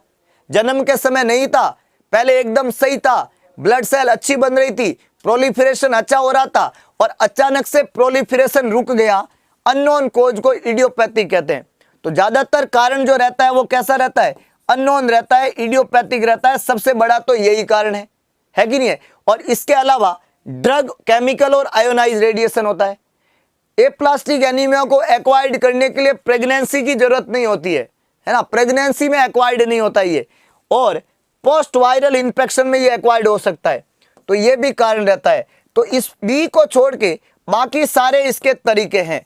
तो जितने भी लोगों ने ये जवाब लिखा है ये बिल्कुल सही है, ए सी डी और ई ये चारों होते हैं। प्रेगनेंसी यहाँ पे इंक्लूड नहीं होगा। वायरल दैट इज वायरस, और इसके अलावा हमने क्या बताया, radiation that is a physical method, इसके अलावा केमिकल ड्रग्स जिसको हमने बोला, और इसके अलावा इडियोपैथिक, ये चारों तरीके जो है ये तरीके हैं। तो how can we can acquired, तो इन सब तरीकों से हम एक्वायर्ड कर सकते हैं। तो ए सी डी और ई ये करेक्ट आंसर है। क्लियर है, बहुत अच्छे। Drugs which causes aplastic anaemia, कौन सी दवाई है जो एप्लास्टिक एनीमिया कर सकती है, जवाब लिखिएगा। बहुत अच्छे, बहुत ही बढ़िया। कौन सी ड्रग एप्लास्टिक एनीमिया कर सकती है, एल्केलाइटिंग एजेंट, आइफोस्फोमाइड, साइक्लोफोस्फोमाइड और सिस्प्लेटिन, चार ड्रग हमने लिखी है। अभी हमने बोला ड्रग्स एक केमिकल कारण है एप्लास्टिक एनीमिया के होने का, तो कौन सी ड्रग जो है वो एप्लास्टिक एनीमिया इनमें से कर सकती है, कौन सी ड्रग एप्लास्टिक एनीमिया कर सकती है। सभी लोग अपना बेस्ट जवाब लिखिएगा, कौन सी ड्रग एप्लास्टिक एनीमिया कर सकती है। पहला हमने क्या लिखा है, एल्केलाइटिंग एजेंट, दूसरा है आइफोस्फेमाइड, तीसरा है साइक्लोफोस्फेमाइड और चौथा है सिस्प्लेटिन। इडियोपैथी को डिफाइन क्या करें, इडियोपैथी को तो खुद ही नहीं पता कि वो कौन है। इडियोपैथी का मतलब होता है अननोन कोज, पता ही नहीं है क्यों हुआ, भगवान ही जाने, लेकिन हो गया। पहले तो नहीं था, अब हो गया, पता नहीं क्यों हुआ। ऐसे कोज को हम इडियोपैथिक कोज कहते हैं। क्लियर है, बहुत बढ़िया। तो यहां पे ध्यान रखिएगा कि कई लोगों ने अलग अलग जवाब लिखे हैं। अगर आपको कीमोथेरेपी ड्रग के बारे में पता है, कैंसर के इलाज में जो ड्रग काम में लेते हैं उनको हम क्या बोलते हैं, कीमोथेरेपी। और उस कीमोथेरेपी ड्रग के क्लासिफिकेशन में एल्केलाइटिंग एजेंट जो होता है, ये क्लासिफिकेशन है। एल्केलाइटिंग एजेंट जो होता है, एल्केलाइटिंग एजेंट जो होते हैं ये सारे एल्केलाइटिंग एजेंट है ना। आपकी आईफॉस्फेमाइड एक एल्केलाइटिंग एजेंट ही है, आपका साइक्लोफॉस्फेमाइड एक एल्केलाइटिंग एजेंट ही है, आपका सिस्प्लेटिन एक एल्केलाइटिंग एजेंट है। तो ये सारी ड्रग है जो क्या करता है, एप्लास्टिक एनीमिया करती है, क्योंकि ये सभी के सभी एल्केलाइटिक एजेंट ही है। एल्केलाइटिक एजेंट के ये सब टाइप है, तो करेक्ट आंसर बिल्कुल क्या बन जाएगा, ई बन जाएगा। एल्केलाइटिक एजेंट का जब हम क्लासिफिकेशन पढ़ते हैं तो 3 ड्रग पढ़ते हैं, आईफॉस्फेमाइड, साइक्लोफॉस्फेमाइड और सिस्प्लेटिन। ये एल्केलाइटिक एजेंट है तीनों के तीनों, बहुत अच्छे। Drug which causes aplastic anaemia, इनमें से कौन सी दवाई एप्लास्टिक एनीमिया करती है। पहला कौन सा क्लासिफिकेशन था, एल्केलाइटिक एजेंट, जो सारी की सारी कीमो की दवाई है वो एप्लास्टिक एनीमिया करती है। दूसरा याद रख लीजिएगा, एंटी मेटाबोलाइट एजेंट, कौन से, एंटी मेटाबोलाइट एजेंट, ये कैंसर की दवाइयों का दूसरा क्लासिफिकेशन है। और एंटी मेटाबोलाइट एजेंट जो है उसमें आती है गैमसिटाबिन, कैपेसिटाबिन और 5-FU, कैपेसिटाबिन और गैमसिटाबिन, ये तीनों एंटी मेटाबोलाइट एजेंट है और ये भी बोन मैरो को सप्रेस करते हैं और एप्लास्टिक एनीमिया कराते हैं। तो जो आपका माइलोइड सेल है, जो प्रीकर्सर सेल है जिससे आरबीसी, डब्ल्यूबीसी और प्लेटलेट बनेगी, उन माइलोइड सेल को, प्रीकर्सर सेल को सप्रेस करने का काम जो है आपका एंटी मेटाबोलाइट एजेंट भी करते हैं। और इसके अलावा अभी हमने पढ़ा ये थे आपके एल्केलाइटिक एजेंट। तो चाहे आप मरीज को इनमें से कोई ड्रग दे रहे हो, आईफॉस्फेमाइड, साइक्लोफॉस्फेमाइड या सिस्प्लेटिन, या आप मरीज को गैमसिटाबिन, कैपेसिटाबिन या 5-FU में से कोई एजेंट दे रहे हो, तो उसको बोन मैरो सप्रेस होता है, डब्ल्यूबीसी, आरबीसी, प्लेटलेट के नंबर कम हो जाते हैं। तो इन दवाइयों को देने से पहले हर बार मरीज का complete blood count, CBC check करना होता है और उसके सीबीसी में लेवल देखते हैं कि आरबीसी, डब्ल्यूबीसी और प्लेटलेट का क्या लेवल है। समझ रहे हो बात को, बहुत बढ़िया, एग्जैक्टली। तो ये सारी की सारी ड्रग्स जो है वो काम में ली जाती है कैंसर के इलाज में। 5-FU जो होता है इसको 5-फ्लोरयूरेसिल के नाम से जानते हैं और ये भी एक एंटी कैंसर ड्रग है, एंटी मेटाबोलाइट कैटेगरी में आती है, सोमामंदुल। समझ में आ गया, बहुत अच्छे। तो ये सारी ड्रग्स होती है, याद रख लीजिएगा। अब ये बड़ा इंटरेस्टिंग क्वेश्चन है, सोच समझ के जवाब लिखिएगा। सवाल ने पूछा है, मोस्ट कॉमन नहीं होती है दोस्त, सारे ही मोस्ट कॉमन है, सभी ड्रग्स करती है। ये जितने भी नाम हमने बताए ये सब मोस्ट कॉमन है, सारी की सारी बोन मैरो को सप्रेस करती है। अगला क्वेश्चन देखिएगा, idiosyncratic way of myelosuppression, एक और तरीका है बोन मैरो के सप्रेस होने का। याद रखिएगा, हम कारण पढ़ रहे हैं कि एप्लास्टिक एनीमिया क्यों होता है, तो इसके कारण में हमने एक्वायर्ड और जेनेटिक में तो 2 जीन का नाम लिया था, प्रोटोऑन्कोजीन और ट्यूमर सप्रेसर जीन। इम्बैलेंस होते ही बोन मैरो गड़बड़ा जाता है। और एक्वायर्ड में हमने ड्रग्स को पढ़ा, अभी रेडिएशन को हमने बात किया। अगला जो क्वेश्चन है वो है कि इडियोसिंक्रेटिक एक तरीका होता है माइलो सप्रेशन का। तो आपको यह पूछा है कि जो इडियोसिंक्रेटिक तरीका है माइलो सप्रेशन का, ये क्या होता है। पहला लिखा हुआ है डोज रिलेटेड, लार्ज डोज अगर किसी ड्रग का देते हैं तो बोन मैरो सप्रेस हो जाता है। अगला लिखा हुआ है प्रिडिक्टेबल है, ये हमें पता है कि ये दवाई देते ही बोन मैरो सप्रेस हो जाएगा।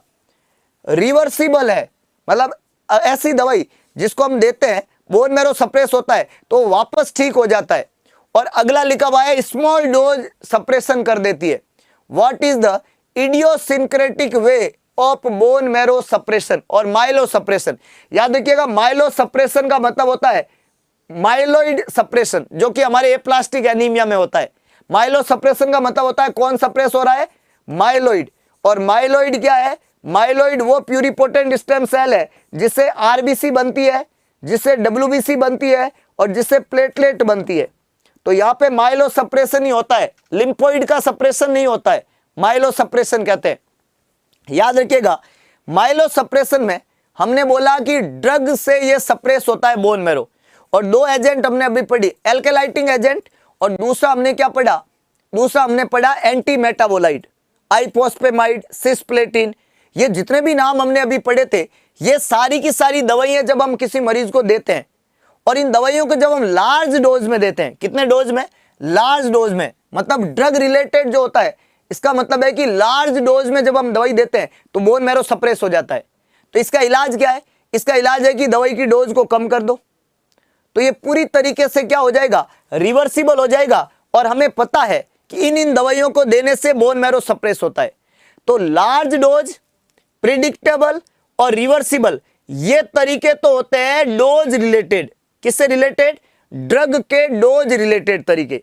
ये कौन सा तरीका है? डोज रिलेटेड से संबंधित है, डोज रिलेटेड। तो अगर आपको यह पूछे कि किसी मरीज को डोज रिलेटेड माइलोसप्रेशन हो गया, क्या क्या पूछे?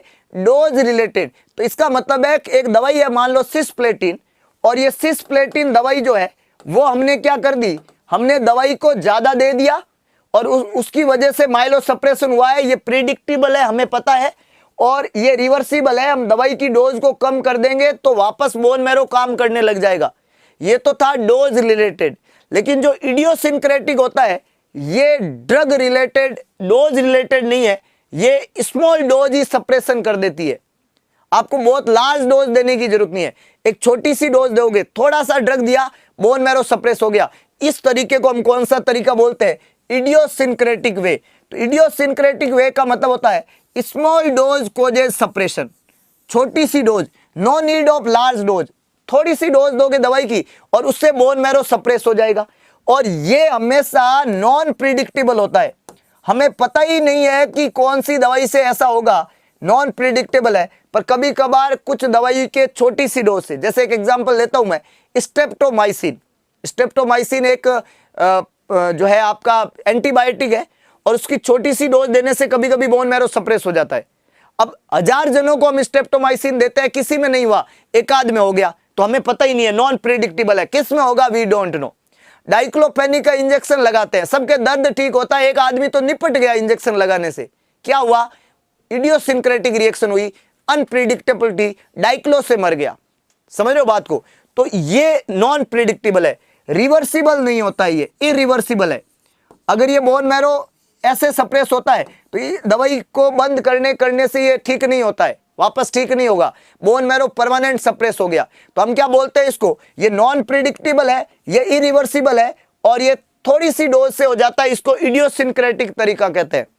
और अगर वो ड्रग रिलेटेड है, डोज रिलेटेड है, तो डोज जब आप ज्यादा देते हैं, ये पता है हमें, प्रिडिक्टेबल है, ये रिवर्सिबल कहानी है। क्लियर हो गया? समझ में आ गया? बहुत ही बढ़िया, एग्जैक्टली, गुड। तो small dose causes suppression is known as idiosyncratic way of myelosuppression. Clear? Aside from the gradual onset sign of anemia, what other clinical presentation would you see with aplastic anemia? ये तो सारे हमने कारण पढ़ रही है, aplastic anemia होने के कारण आपको समझ में आ गए। अब हम क्लिनिकल साइन की तरफ चलते हैं, और यहां पे हमने बताया कि aplastic anemia के जो क्लिनिकल साइन है, उसमें एक तो एनीमिया के साइन तो आते ही आते हैं। एनीमिया के साइन में आदमी को शॉर्टनेस ऑफ ब्रेथ होता है, थोड़ा सा चलता है तो हाँपड़ी आ जाती है ना, थकान रहती है, पूरे दिन सोने का मन करता है, वो सारे साइन तो होंगे क्योंकि ये एनीमिया है। लेकिन उसके अलावा और क्या साइन वहां पे देखने को मिलेंगे? पहला लिखा हुआ है कोइलोनाइकिया, स्पून नेल। दूसरा लिखा हुआ है एसोसिएटेड थ्रोम्बोसाइटोपेनिया। तीसरा लिखा हुआ है न्यूट्रोपेनिया। चौथा है परप्यूरा। पांचवा है पाइका। कौन सा आंसर करेक्ट होना चाहिए? सभी लोग अपना बेस्ट जवाब लिखे। ऑल कैसे होगा मेरे दोस्त? थोड़ा दिमाग लगाओ। ये पाइका से कौन सा जो है, पाइका क्यों होगा? मतलब पाइका तो एक बिहेवियर डिसऑर्डर है, थोड़ा दिमाग तो लगाओ, ये कहां से जवाब बन जाएगा? पाइका क्या होता है? पाइका होता है कि जब नॉन न्यूट्रिशनियस सब्सटेंस कोई खाता है, जैसे छोटे बच्चे मिट्टी खाते हैं, तो ये पाइका है। तो pica is not the clinical sign of aplastic anaemia. कहां से होगा? ये खोटा है बिल्कुल जवाब। समझ रहे हो बात को? और कोइलोनाइकिया जो होता है, ये तो आयरन डेफिशिएंसी एनीमिया में होता है। स्पून लाइक नेल जो होता है वो आयरन डेफिशिएंसी एनीमिया का साइन है। ये कहां से एप्लास्टिक एनीमिया का साइन हो गया? तो ए तो बिल्कुल भी नहीं होगा, तो ना तो आंसर ई होगा ना आंसर ए होगा। कुछ लोग कह रहे हैं ई को छोड़ के बाकी सारे होंगे, तो ए भी खोटा है। थोड़ा दिमाग लगाओ, समझ रहे हो बात को? तो ये गलत हो गया। तो क्या होगा? थ्रोम्बोसाइटोपेनिया बिल्कुल होगा, न्यूट्रोपेनिया होगा, और परप्यूरा बिल्कुल होगा। तो बी, सी और डी ये तीनों होंगे। ए और ई नहीं होगा, बी, सी और डी ये तीनों होंगे। ये बात सही है, ये तीनों ही साइन है ए प्लास्टिक एनीमिया के। भाई एक तो एनीमिया के साइन आएंगे, एनीमिया के साइन के अलावा ये कुछ अदर साइन, एसोसिएटेड साइन होंगे, जिसमें थ्रोम्बोसाइटोपेनिया होगा, न्यूट्रोपेनिया होगा और परप्यूरा होगा। कोलिनाइकिया, स्पूनेल, आयरन डेफिशिएंसी एनीमिया में होता है। पाई का एक बिहेवियर डिसऑर्डर है। क्लियर हो गया? अच्छा, गुड। चलिए अब हम डायग्नोसिस की बात करते हैं क्लिनिकल साइन के बाद में। How would you diagnose A plastic anaemia? आप ए प्लास्टिक एनीमिया को कैसे डायग्नोस करोगे? इसको डायग्नोस करने के क्या तरीके आप काम में लेंगे? जो आप लिखिएगा, ए प्लास्टिक एनीमिया को डायग्नोस करने के क्या तरीके रहेंगे? बहुत अच्छे। ए कैसे होगा? कोलिनाइकिया जो होता है ना वो स्पून नेल होता है, आयरन डेफिशिएंसी एनीमिया में होता है। ए प्लास्टिक एनीमिया में कोई संबंध नहीं है उसका। स्पून नेल जो होता है वो आयरन डेफिशिएंसी एनीमिया में होता है। बहुत अच्छे, गुड। यहां पे हमने क्या पूछा है? How would you diagnose A plastic anaemia? पहला है ब्लड स्मीयर, दूसरा है बोन मैरो बायोप्सी, तीसरा है स्प्लीन बायोप्सी, चौथा है सीबीसी और पांचवा है लीवर बायोप्सी। ए, बी और डी। कई लोगों ने जवाब लिखा है ए, बी और डी। बहुत अच्छे।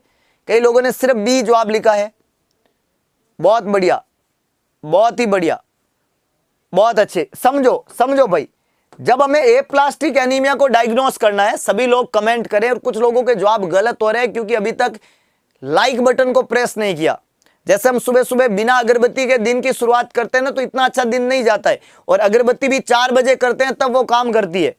उसी तरीके से लाइक बटन को प्रेस किए बिना क्लास शुरू करते हैं तो थोड़ा मामला डावाडोल हो जाता है ना? ये बहुत है। अब आप कहोगे सर लाइक बटन से क्या होता है, तो मैं कहता हूँ आई डोंट नो, लेकिन एक बार करके फिर क्लास अटेंड करो, एक बार बिना करके करो, आपको अंतर समझ में आएगा। आपके मन का विश्वास, आपके अंदर ये जो विश्वास पैदा होता है ना, वो उसमें कमी आप में गलतियां करवाती है और उसमें अधिकता आपको हमेशा सही बनाती है। तो यहां पे blood smear, bone marrow, spleen और सीबीसी और लीवर। सबसे पहले तो ये समझे कि लीवर बायोप्सी और स्प्लीन की बायोप्सी का ए प्लास्टिक एनीमिया में कोई रोल नहीं है। हम ना तो वहां पे लीवर की बायोप्सी करते हैं ना स्प्लीन की बायोप्सी करते हैं, क्योंकि इन ऑर्गन का ए प्लास्टिक एनीमिया से कोई संबंध नहीं है। दूसरा देखिएगा, सबसे पहला टेस्ट है यहां पे सीबीसी। सबसे पहला टेस्ट यहां पे क्या रहेगा? CBC, complete blood count. हमें पता है कि यहां पे क्या देखने को मिलता है? पानसाइटोपेनिया। क्या देखने को मिलता है? पानसाइटोपेनिया। तो ये सीबीसी चेक कराएंगे, उसके अंदर हमें मिलेगा। दूसरा हमें क्या करना पड़ेगा? ब्लड स्मीयर हम चेक कराते हैं। इसको बोलते हैं पीबीएफ भी लिखते हैं इसको, पीबीएफ। इसका फुल फॉर्म होता है peripheral blood film. Peripheral blood film, इसको बोलते हैं पीबीएफ। और ये इसलिए चेक करते हैं ताकि हम जो ब्लड सेल है उनकी मॉर्फोलॉजी को चेक कर सके। हम आरबीसी की मॉर्फोलॉजी, डब्ल्यूबीसी की मॉर्फोलॉजी, प्लेटलेट की मॉर्फोलॉजी को चेक कर सके। तो मॉर्फोलॉजी को चेक करने के लिए कौन सा टेस्ट करते हैं? पीबीएफ टेस्ट करते हैं, पेरिफेरल ब्लड फिल्म टेस्ट करते हैं। ये मॉर्फोलॉजी को चेक करने का टेस्ट है। बोन मैरो बायोप्सी जो होता है ये कंफर्मेटिव डायग्नोस्टिक टेस्ट है ए प्लास्टिक एनीमिया का। बोन मैरो की बायोप्सी लेना ये कंफर्मेटिव टेस्ट है। तो याद रखिएगा, ऑप्शन ए, ऑप्शन बी और ऑप्शन डी, ये तीनों के तीनों टेस्ट ए प्लास्टिक एनीमिया से संबंधित रहेंगे। स्प्लीन और लीवर की बायोप्सी इसमें नहीं करते हैं क्योंकि स्प्लीन और लीवर में प्रॉब्लम नहीं होती है। प्रॉब्लम तो ब्लड सेल में होती है ना, और बोन मैरो में होती है। 2 जगह दिखेगी हमें, दोनों जगह हम चेक करते हैं। और बाकी आरबीसी की मॉर्फोलॉजी जिसको हम पीबीएफ के थ्रू असेस करते हैं। क्लियर है? In aplastic anaemia all are seen, सभी चीजें देखने को मिलेगी ए प्लास्टिक एनीमिया में, एक को छोड़ के। अब आपको यह बताना है कि ए प्लास्टिक एनीमिया में क्या देखने को नहीं मिलेगी। जवाब लिखिएगा, जवाब लिखिएगा भाई। मॉर्फोलॉजी करते हैं सेल की साइज चेक करने के लिए कि वो मैक्रोसाइटिक है कि कौन सी, नॉर्मोक्रोमिक है कि हाइपरक्रोमिक है कि माइक्रोसाइटिक है। ये मॉर्फोलॉजी कहलाती है दोस्त। बहुत अच्छे, जवाब लिखिएगा भाई, सभी लोग अपना बेस्ट जवाब लिखिएगा। देखो क्लास पे फोकस कर लो दोस्त। हाँ बहुत बढ़िया।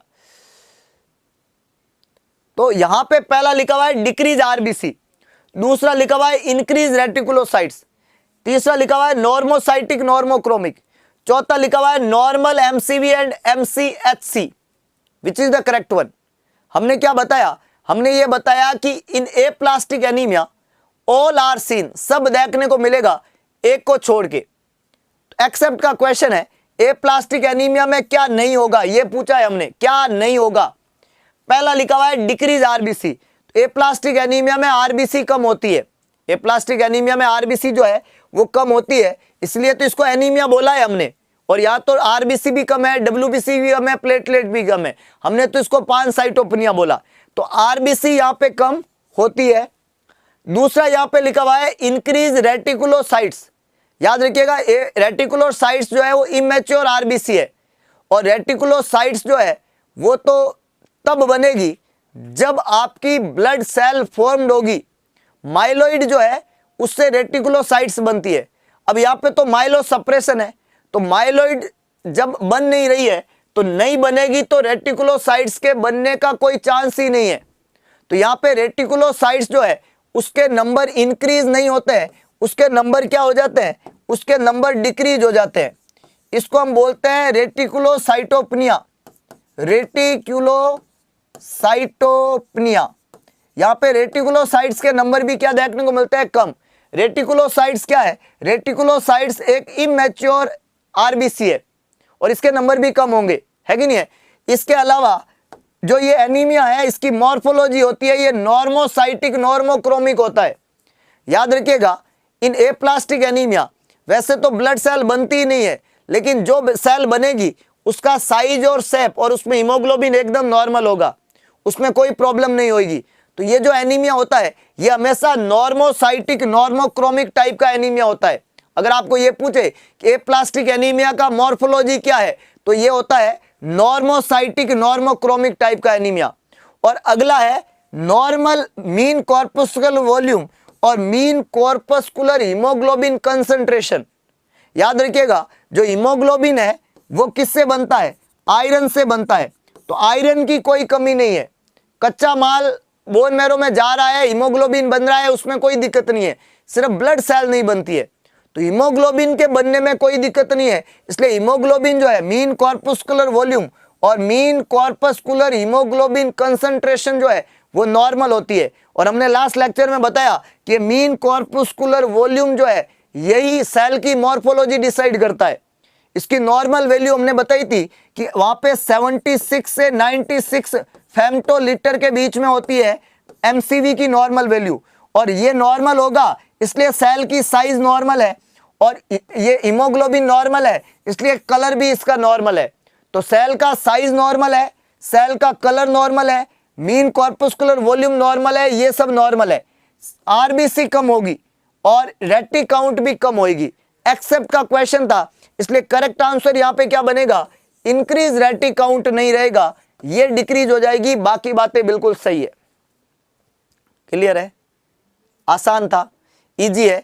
अगला क्वेश्चन, सवाल कह रहा है serum iron level in aplastic anaemia. A plastic anaemia में आयरन का लेवल कैसे अफेक्ट होता है। पहला है इंक्रीज हो जाता है, दूसरा है डिक्रीज हो जाता है, तीसरा है नॉर्मल हो जाता है, और चौथा लिखा हुआ है कोई चेंज नहीं होते हैं। आयरन का नॉर्मल लेवल कितना होता है ये हम प्रीवियस लेक्चर में बता चुके हैं आपको। कितना होता है आयरन का नॉर्मल लेवल, कमेंट करिएगा। अगर आपको प्रीवियस क्लास याद है तो आयरन का नॉर्मल लेवल कमेंट करें सभी लोग। और ये भी बताएं ए प्लास्टिक एनीमिया में आयरन का लेवल क्या होगा, बढ़ेगा, घटेगा, नॉर्मल रहेगा या कोई चेंज नहीं होगा। इंक्रीज, डिक्रीज, नॉर्मल और no change, which is the correct one. Iron, बहुत बढ़िया, बहुत बढ़िया। कुछ लोगों के जवाब बी है, कुछ लोगों के जवाब 50 से 150, 100 मिलीग्राम, बहुत अच्छे, 100 मिलीग्राम पर डीएल, बहुत ही बढ़िया भाई, बहुत ही बढ़िया। तो हमने यहां पे बताया है, देखो इतना ही फर्क होता है 100 माइक्रोग्राम और 100 मिलीग्राम। हमें ही नहीं पता क्या बताया था सर ने, माइक्रोग्राम बताया कि मिलीग्राम बताया, मतलब ये हाल है। 3 दिन पहले बताई हुई चीज में ये हाल है, एग्जाम होगा तब तक क्या हाल होंगे मेरे दोस्त। कितना लंबा सागर जैसा सिलेबस है, और गागर में सागर कब कैसे भरेंगे हम, जब हमें फोकस्ड रह के पढ़ना पड़ेगा। ये आप लोगों को ऐसा लगता है कि सर को क्या पता है, कई लोग क्लास कम अटेंड करते हैं, पंचायती ज्यादा करते हैं। भगवान की कसम इतना पाप लगता है ना, इतना पाप लगता है ना, गंगा में तुम 100 डुबकी लगा देना, वो पाप नहीं धुलता है। अपने आप को थोड़ा इंसान बनाओ, अपने आप को फोकस रह के पढ़ाई करो। पढ़ने से मतलब रखो ना, आपको पढ़ाई पे फोकस करना है। क्यों इर्द गिर्द का सोचना, क्यों फालतू की चीज करनी। जो सब्जेक्ट टॉपिक पढ़ाया जा रहा है उसको पढ़ो, सवाल को समझो, उसका जवाब देने की कोशिश करो, एग्जाम को सफल बनाओ, अपने माता पिता की हंसी का कारण बनो। दोस्त, ये जो काम कर रहे हो ना, वो तो हर कोई कर सकता है। वो काम करो जिससे आपके पेरेंट्स को प्राउड फील होगी, हाँ मेरा बच्चा ऐसा कर रहा है, हम उनके चेहरे की हंसी का कारण बन सके। ऐसे काम करने की कोशिश करो ना। अगर आप ऐसे काम नहीं कर सकते तो कुछ मत करो, लेकिन कम से कम इंसान तो बनो पहले। अरे ये नौकरी बाद की बात है, शिक्षा का मतलब नौकरी कभी भी नहीं था। शिक्षा का मतलब ही था पहले इंसान बनना, और एक अच्छा इंसान ही अच्छे देश का भविष्य बना सकता है और अच्छे तरीके से अपना परिवार बना सकता है। तो अच्छे इंसान तो पहले बनो, है कि नहीं। तो यहां पे हमने क्या बताया है, serum iron level aplastic anaemia में क्या होगा। अब याद रखो कि कच्चे माल का प्रॉब्लम नहीं है, ब्लड सेल के फॉर्मेशन का अल्ट्रेशन है, लेकिन कच्चे माल का तो कोई दिक्कत नहीं है। आयरन बिल्कुल सही है बॉडी के अंदर, और उल्टा जो आयरन है वो काम ही नहीं आ रहा है, तो आयरन का लेवल तो लगातार बढ़ता जा रहा है कि नहीं है। तो यहां पे आयरन का लेवल जब लगातार बढ़ता जाता है, एप्लास्टिक एनीमिया में आयरन का लेवल, क्योंकि आयरन तो यूज ही नहीं आ रहा ना, आयरन यूज आता है ब्लड सेल के फॉर्मेशन में। आयरन हम बॉडी में दिए जा रहे हैं लेकिन ब्लड सेल बन नहीं रही है, तो आयरन का लेवल बहुत ज्यादा बढ़ता जाता है। तो यहां पे इंक्रीज हो जाता है आयरन का लेवल। सीरम आयरन का लेवल क्या हो जाता है एप्लास्टिक एनीमिया में, increase. Total iron binding capacity भी क्या देखने को मिलेगी, ज्यादा। पूछ लिया जाए आपको टोटल आयरन बाइंडिंग कैपेसिटी, ये भी क्या देखने को मिलेगी, ज्यादा। और सीरम आयरन का लेवल भी क्या देखने को मिलेगा, इंक्रीज। तो ए यहां पे करेक्ट आंसर है, ए यहां पे करेक्ट आंसर है। बी सी और डी तीनों ही जो है वो गलत स्टेटमेंट है। कई लोगों ने बी जवाब लिखे हैं, डिक्रीज हो जाता है, कई लोगों ने नॉर्मल जवाब लिखे हैं, लेकिन याद रखिएगा आयरन यूज ही नहीं आ रहा है। तो सीरम आयरन और आयरन बाइंडिंग कैपेसिटी दोनों ही बढ़ी हुई देखने को मिलती है एप्लास्टिक एनीमिया में। और पानसाइटोपेनिया देखने को मिलता है। Mean corpuscular volume, mean corpuscular haemoglobin concentration, ये नॉर्मल देखने को मिलती है। सेल की मॉर्फोलॉजी हमेशा नॉर्मल होती है। नॉर्मोसाइटिक नॉर्मोक्रोमिक एनीमिया होता है ये। अगला question, exactly confirmative diagnostic test क्या है एप्लास्टिक एनीमिया का। Confirmative diagnostic test, bone marrow aspiration, bone marrow trephine biopsy, serum ferritin level, both A and B. जवाब लिखिएगा, सभी लोग अपना बेस्ट जवाब लिखिएगा। What is the confirmative diagnostic test for aplastic anaemia. Confirmative diagnostic test पूछा है हमने, जवाब लिखिएगा और सभी लोग जवाब लिखे। Bone marrow aspiration, bone marrow trephine biopsy, serum ferritin और both and A and B. याद रखें, सीरम फेरिटिन जो है वो कंफर्मेटिव डायग्नोस्टिक टेस्ट है आयरन डेफिशिएंसी एनीमिया का, और ये जो फेरिटिन है वो स्टोर फॉर्म ऑफ आयरन कहलाता है। फेरिटिन को हमने क्या बोला, store form of iron, store form of iron. Iron का स्टोर फॉर्म जो होता है वो सीरम फेरिटिन होता है। याद रखिएगा, बोन मैरो बायोप्सी और बोन मैरो एस्पिरेशन ये दोनों ही कंफर्मेटिव डायग्नोस्टिक टेस्ट है एप्लास्टिक एनीमिया के। ये दोनों ही कंफर्मेटिव डायग्नोस्टिक टेस्ट है एप्लास्टिक एनीमिया के। सर दोनों में फर्क क्या है।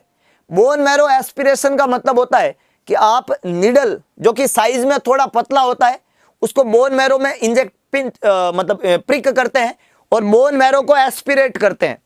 बोन मैरो को बाहर एस्पिरेट करते हैं निडल से, और एस्पिरेट करके उसकी स्लाइड बना के चेक करना बोन मैरो एस्पिरेशन के नाम से जाना जाता है।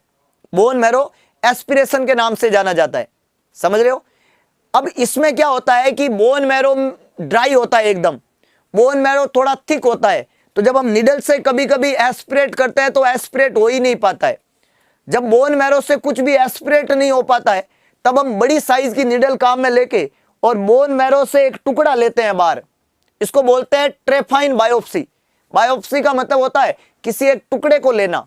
तो अगर बोन मैरो से फ्लूइड को एस्पिरेट करते हैं तो यहाँ पे जो सैंपल आता है वो पतली निडल से फ्लूइड को एस्पिरेट करते हैं, बोन मैरो के फ्लूइड को एस्पिरेट करते हैं, और यहाँ पे हम क्या करते हैं एक टुकड़ा लेते हैं बोन मैरो का, उसकी स्लाइड बनाते हैं और उसको चेक करते हैं।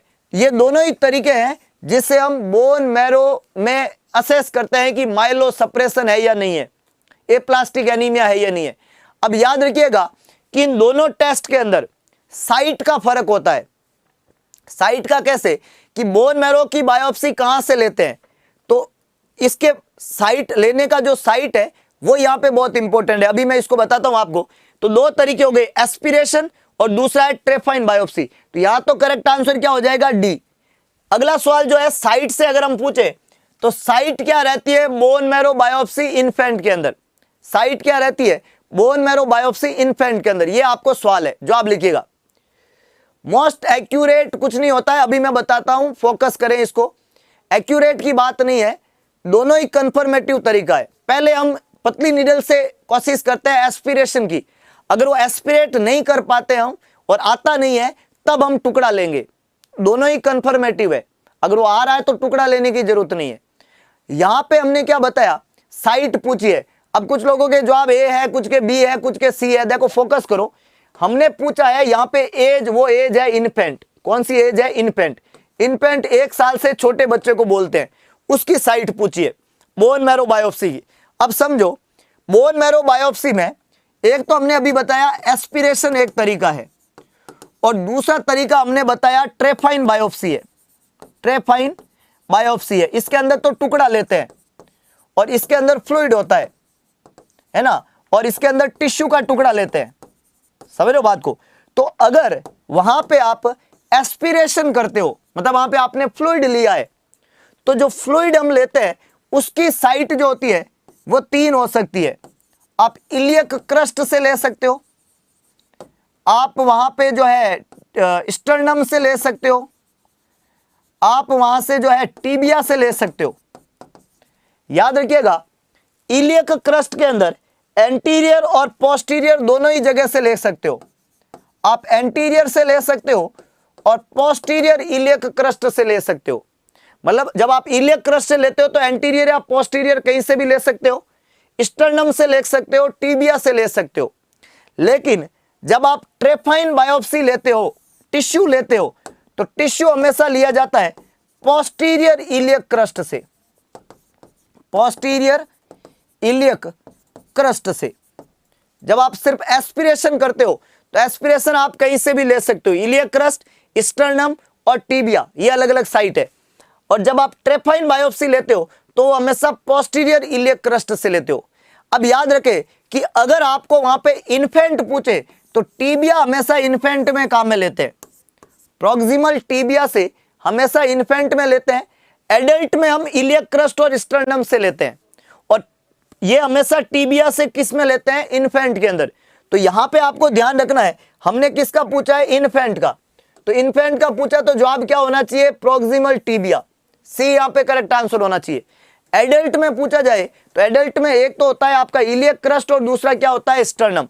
जब हम इलियक क्रस्ट की बात करते हैं तो एंटीरियर और पोस्टीरियर हो सकता है अगर एस्पिरेशन की बात करें, और अगर ट्रेफाइन बायोप्सी की बात करें तो हमेशा कहां से होता है, पोस्टीरियर इलियक क्रस्ट से। क्लियर हो गया कहानी, बहुत अच्छे। अगले क्वेश्चन की तरफ बढ़ते, नेक्स्ट देखिएगा। An acute condition characterised by diminished production and increase destruction of RBC that is triggered by viral infection or folic acid deficiency, which is the correct one। सवाल क्या बताया हमने कि एक एक्यूट कंडीशन है जो कैरेक्टराइज होती है कि वहां पे डिमिनिश हो गया प्रोडक्शन एंड इंक्रीज हो गया डिस्ट्रक्शन। आरबीसी का डिस्ट्रक्शन ज्यादा हो रहा है, प्रोडक्शन कम हो रहा है, और इसका कारण है वायरल इंफेक्शन और फॉलिक एसिड की कमी। क्या है वो, adrenal crisis, aplastic crisis, vaso occlusive crisis और स्प्लिनिक क्राइसिस। सभी लोग अपना बेस्ट जवाब लिखिएगा। प्रायोरिटी किसको देंगे, कौन सी प्रायोरिटी दोस्त, सभी प्रायोरिटी, ये सब कुछ तो बता दिया हमने। क्या बताया आपको, साइट और तरीका, ये सब हमने बता दिया। बायोप्सी हमेशा पोस्टीरियर इलियक क्रस्ट से ही लेते हैं। अब इसमें प्रायोरिटी कहां है, एक ही ऑप्शन है। अगर आपको पूछे bone marrow biopsy posterior iliac crust, bone marrow aspiration anterior posterior, कहीं से भी कर सकते हो। तो अब प्रायोरिटी का कहां बात है, ज्यादातर एग्जाम में बोन मैरो बायोप्सी पूछते हैं, तो बायोप्सी एक ही जगह से लेनी है, पोस्टीरियर इलियक क्रस्ट। क्लियर है, बहुत बढ़िया। अब ये हमने बताया तो आपका जवाब बिल्कुल सही है, इसको एप्लास्टिक क्राइसिस कहते हैं। क्या बोलते हैं इसको? एप्लास्टिक क्राइसिस कहते हैं। बी यहां पे करेक्ट आंसर है। ए, सी और डी तीनों ही गलत स्टेटमेंट है। क्लियर हो गया? Very good. अगला question, decrease number of erythrocyte, leukocyte and platelet are indicate of what condition? अगर एरिथ्रोसाइट के नंबर कम हो जाए, ल्यूकोसाइट के नंबर कम हो जाए, प्लेटलेट के नंबर कम हो जाए, तो ये किसको इंडिकेट करता है? It's just for revision. किसको इंडिकेट करता है? फटाक से जवाब लिखेगा। और ये जो आपका कमेंट बॉक्स है ना, ये आपका जो है राफेल से धीरे नहीं चलना चाहिए भाई, है कि नहीं है? बहुत अच्छे। तो यहां पे है पर्निशियस, एप्लास्टिक, सिकल सेल और पॉलीसाइथीमिया। आसान है, इसको हम क्या बोलते हैं? Aplastic anaemia. क्या बोलते हैं? Aplastic anaemia. Myelosuppression, absent of proliferation, pancytopenia. मैं एक बात पक्का बता देता हूं, सपने में भी नहीं भूलोगे। सपने में आधी रात को कोई उठा देना और पूछे एप्लास्टिक का मतलब एब्सेंट ऑफ प्रोलिफरेशन, पानसाइटोपेनिया का मतलब नहीं बनना। कौन? माइलोइड सेल प्रॉब्लम में जाती है, लिम्फोइड नहीं प्रॉब्लम में जाती है। कारण एक्वायर्ड और जेनेटिक। जेनेटिक में दो जीन, प्रोटोऑन्कोजीन कम हो जाते हैं और ट्यूमर सप्रेसर जीन ज्यादा हो जाते हैं। कारण एक्वायर्ड या genetic. Acquired is the most common, उसमें भी idiopathic is the most common. इसके अलावा ड्रग्स में कुछ ड्रग जो होती है उनको ज्यादा देते हैं, सारे कीमो के ड्रग ज्यादा देते हैं तो सप्रेस होता है। ड्रग हटा दो ठीक हो जाएगा। इडियोसिंक्रेटिक एक कारण है जिसमें थोड़ी सी ड्रग देती प्रॉब्लम होती है और वो इरिवर्सिबल है। आसान बातें हैं सारी। Diagnosis, bone marrow biopsy. Aplastic anaemia की बात कर रहे हैं, बहुत अच्छे, ये हमने बताया। और यहां पे जवाब क्या रहेगा? Aplastic anaemia. एप्लास्टिक का मतलब होता है एब्सेंट ऑफ प्रोलिफरेशन। क्लियर है? बहुत ही बढ़िया, बहुत ही बढ़िया। अगला क्वेश्चन देखिएगा, the symptom of congenital aplastic anaemia include all except one. जवाब लिखिएगा, symptom of congenital anaemia, aplastic anaemia. Congenital मतलब जन्म से, इसको हम जेनेटिक बोल सकते हैं। सारे हैं एक को छोड़ के, purpura, petechiae, neutropenia, thalassaemia. Which is the correct one? सभी लोग अपना बेस्ट जवाब लिखिएगा। सिम्टम पूछा है इनहेरिटेड, जो जेनेटिक एप्लास्टिक एनीमिया है उसका सिम्टम पूछा है। क्या होगा? एक को छोड़ के जवाब लिखेगा और सभी लोग अपना बेस्ट जवाब लिखे भाई। और कमेंट बॉक्स राफेल से धीरे नहीं, बिल्कुल भी। बहुत अच्छे, याद रखिएगा, परप्यूरा, पटेची और न्यूट्रोपिनिया। ये जो परप्यूरा और पटेची है ये दोनों तो थ्रोम्बोसाइटोपेनिया है, थ्रोम्बोसाइटोपेनिया है। चाहे आपका एप्लास्टिक एनीमिया कंजेनाइटल हो, चाहे आपका एप्लास्टिक एनीमिया एक्वायर्ड हो, पानसाइटोपेनिया तो होगा ही होगा। ये सेल के नंबर तो कम हो गए होंगे, पर क्या नहीं होगा? थैलेसीमिया नहीं होता है। यहाँ पे क्या नहीं होता है? थैलेसीमिया। इसका संबंध एप्लास्टिक एनीमिया से नहीं है, ये एक अलग ही एनीमिया है और इसकी अलग ही दुनिया है, बात करेंगे इसके बारे में भी। लेकिन यहाँ पे ये नहीं रहेगा, तो ये गलत है। बाकी तीनों जो है यहाँ पे करेक्ट बातें हैं। एक्वायर्ड एप्लास्टिक एनीमिया, जिसको हमने बोला कि पैदा होने के बाद में हम एक्वायर्ड करते हैं, तो जो एक्वायर्ड एप्लास्टिक एनीमिया है usually manifested with all except, सारे के सारे एक्वायर्ड एप्लास्टिक एनीमिया के सिम्टम रहते हैं एक को छोड़ के, परप्यूरा, ओरल अल्सर, हिपेटोस्प्लिनोमेगली और फटीग। जो एक्वायर्ड एप्लास्टिक एनीमिया है, अब हमने अभी बताया कि चाहे वो जेनेटिक हो चाहे वो एक्वायर्ड हो, एप्लास्टिक एनीमिया जो है उसके क्लिनिकल साइन इसके आधार पे चेंज नहीं होते हैं। क्लिनिकल साइन जो है वो हमेशा एनीमिया या पानसाइटोपेनिया के वहां पे रहेंगे ही रहेंगे। तो पानसाइटोपेनिया के क्लिनिकल साइन तो होंगे ही होंगे। जब हम पानसाइटोपेनिया के क्लिनिकल साइन की बात करते हैं, साइटोपेनिया, तो याद रखिएगा जब प्लेटलेट कम होते हैं तो क्या देखने को मिलेगा? परप्यूरा। जब WBC कम होती है तो क्या देखने को मिलता है? Oral ulcer. WBC कम होने पे, प्लेटलेट कम होने पे क्या होगा? परप्यूरा। WBC कम होने पे क्या होगा? Oral ulcer. और जब आपका RBC कम होगा तो क्या देखने को मिलेगा? फैटिग। जब ब्लड की ऑक्सीजन कैरिंग कैपेसिटी कम हो जाती है टिश्यू की, सेल की, ब्लड सेल तक, टिश्यू तक ब्लड की, तो उससे फैटिग होगा। तो ये सिम्टम तो होंगे, लेकिन हिपेटोस्प्लिनोमेगली जो है इसका सिम्टम नहीं है। एक्सेप्ट का क्वेश्चन था, तो करेक्ट आंसर क्या बन जाएगा? C. Hepatosplenomegaly is not the characteristic of aplastic anaemia. और चाहे वो एक्वायर्ड हो, चाहे वो कंजेनाइटल हो, चाहे वो जेनेटिक हो, ये इसका सिम्टम नहीं है। Hepatosplenomegaly is not the symptom of aplastic anaemia. अगला क्वेश्चन देखिएगा, following a lab finding in megaloblastic anaemia except one. Megaloblastic anaemia में सारी लैब फाइंडिंग होती है, एक को छोड़ के। पहला है increase number of platelet, increase mean corpuscular volume, megaloblastic precursor in bone marrow और increase serum LDH. Megaloblastic anaemia previous class में हमने पढ़ा था मैक्रोसाइटिक मेगलोब्लास्टिक एनीमिया। उसका एक रिवीजन क्वेश्चन है कि मेगलोब्लास्टिक एनीमिया में कौन सी लैब फाइंडिंग जो है वो देखने को मिलेगी, एक को छोड़ के। इंक्रीज नंबर ऑफ प्लेटलेट, दूसरा लिखा हुआ है इंक्रीज मीन कॉर्पस्कुलर वॉल्यूम, तीसरा है megaloblastic precursor in bone marrow, चौथा है इंक्रीज सीरम एलडीएच। तो याद रखिएगा मेगलोब्लास्टिक एनीमिया में हमने आपको बताया भी था कि मीन कॉर्पस्कुलर वॉल्यूम एमसीवी जो होता है वो 100 से ज्यादा हो जाता है, ये मेगलोब्लास्टिक एनीमिया है। मेगलोब्लास्टिक सेल होती है बोन मैरो में, ये मेगलोब्लास्टिक एनीमिया है। और एलडीएच का लेवल वहां पे बढ़ा हुआ होता है। ये तीनों तो है, लेकिन प्लेटलेट के नंबर ज्यादा नहीं होते हैं मेगलोब्लास्टिक एनीमिया में। तो एक्सेप्ट का क्वेश्चन था, एक करेक्ट आंसर रहेगा, प्लेटलेट के नंबर ज्यादा नहीं होते हैं मेगलोब्लास्टिक एनीमिया में। सिंपल सा कंसेप्ट है। Which of the following is both the standard treatment and also a potential cure for aplastic anemia? aplastic anemia का ट्रीटमेंट की बात करते हैं। अब हमने क्लिनिकल साइन की बात कर ली, डायग्नोस्टिक टेस्ट की बात कर ली। अब हम जब इलाज की तरफ आते हैं तो कौन सा स्टैंडर्ड ट्रीटमेंट है, कौन सा स्टैंडर्ड ट्रीटमेंट है एप्लास्टिक एनीमिया के क्योर का? Antithymocyte globulin, cyclosporine, stem cell transplantation और ट्रांसफ्यूजन। हमने बोला कौन सा, which of the following is both the standard treatment and also a potential cure. Standard treatment और पोटेंशियल क्योर है एप्लास्टिक एनीमिया का, वो कौन सा है? आपको अपना बेस्ट जवाब चूज करना है। Standard treatment and potential cure, cure करने के लिए और स्टैंडर्ड ट्रीटमेंट के लिए क्या क्या तरीके काम में लेते हैं, जवाब लिखिएगा। याद रहे एप्लास्टिक एनीमिया के जब हम क्योर करने की बात करते हैं तो एक तो इसमें ऑटो इम्यून प्रॉब्लम होती है। ऑटो इम्यून प्रॉब्लम में एंटीजन एंटीबॉडी कॉम्प्लेक्स होते हैं, तो इम्यूनोसप्रेसेंट काम में लेते हैं। तो इम्यूनोसप्रेसेंट होते हैं साइक्लोस्पोरिन, साइक्लोस्पोरिन काम में लेंगे, ये है इम्यूनोसप्रेसेंट। क्या है ये? इम्यूनोसप्रेसेंट होते हैं, तो यहां पे काम में लिया जाता है इम्यूनोसप्रेसेंट। इसके अलावा जो टिश्यू सप्रेसर जो जीन है उसको अगर सप्रेस करना है तो आपको क्या काम में लेना पड़ेगा? एंटीथाइमोसाइट ग्लोबुलिन, ये काम में लेते हैं टिश्यू को सप्रेस करने के लिए, है ना। इसके अगेंस्ट काम करेगा तो वहां पे बोन मैरो का सप्रेशन नहीं होगा। इसके अलावा हम काम में लेते हैं ब्लड ट्रांसफ्यूजन।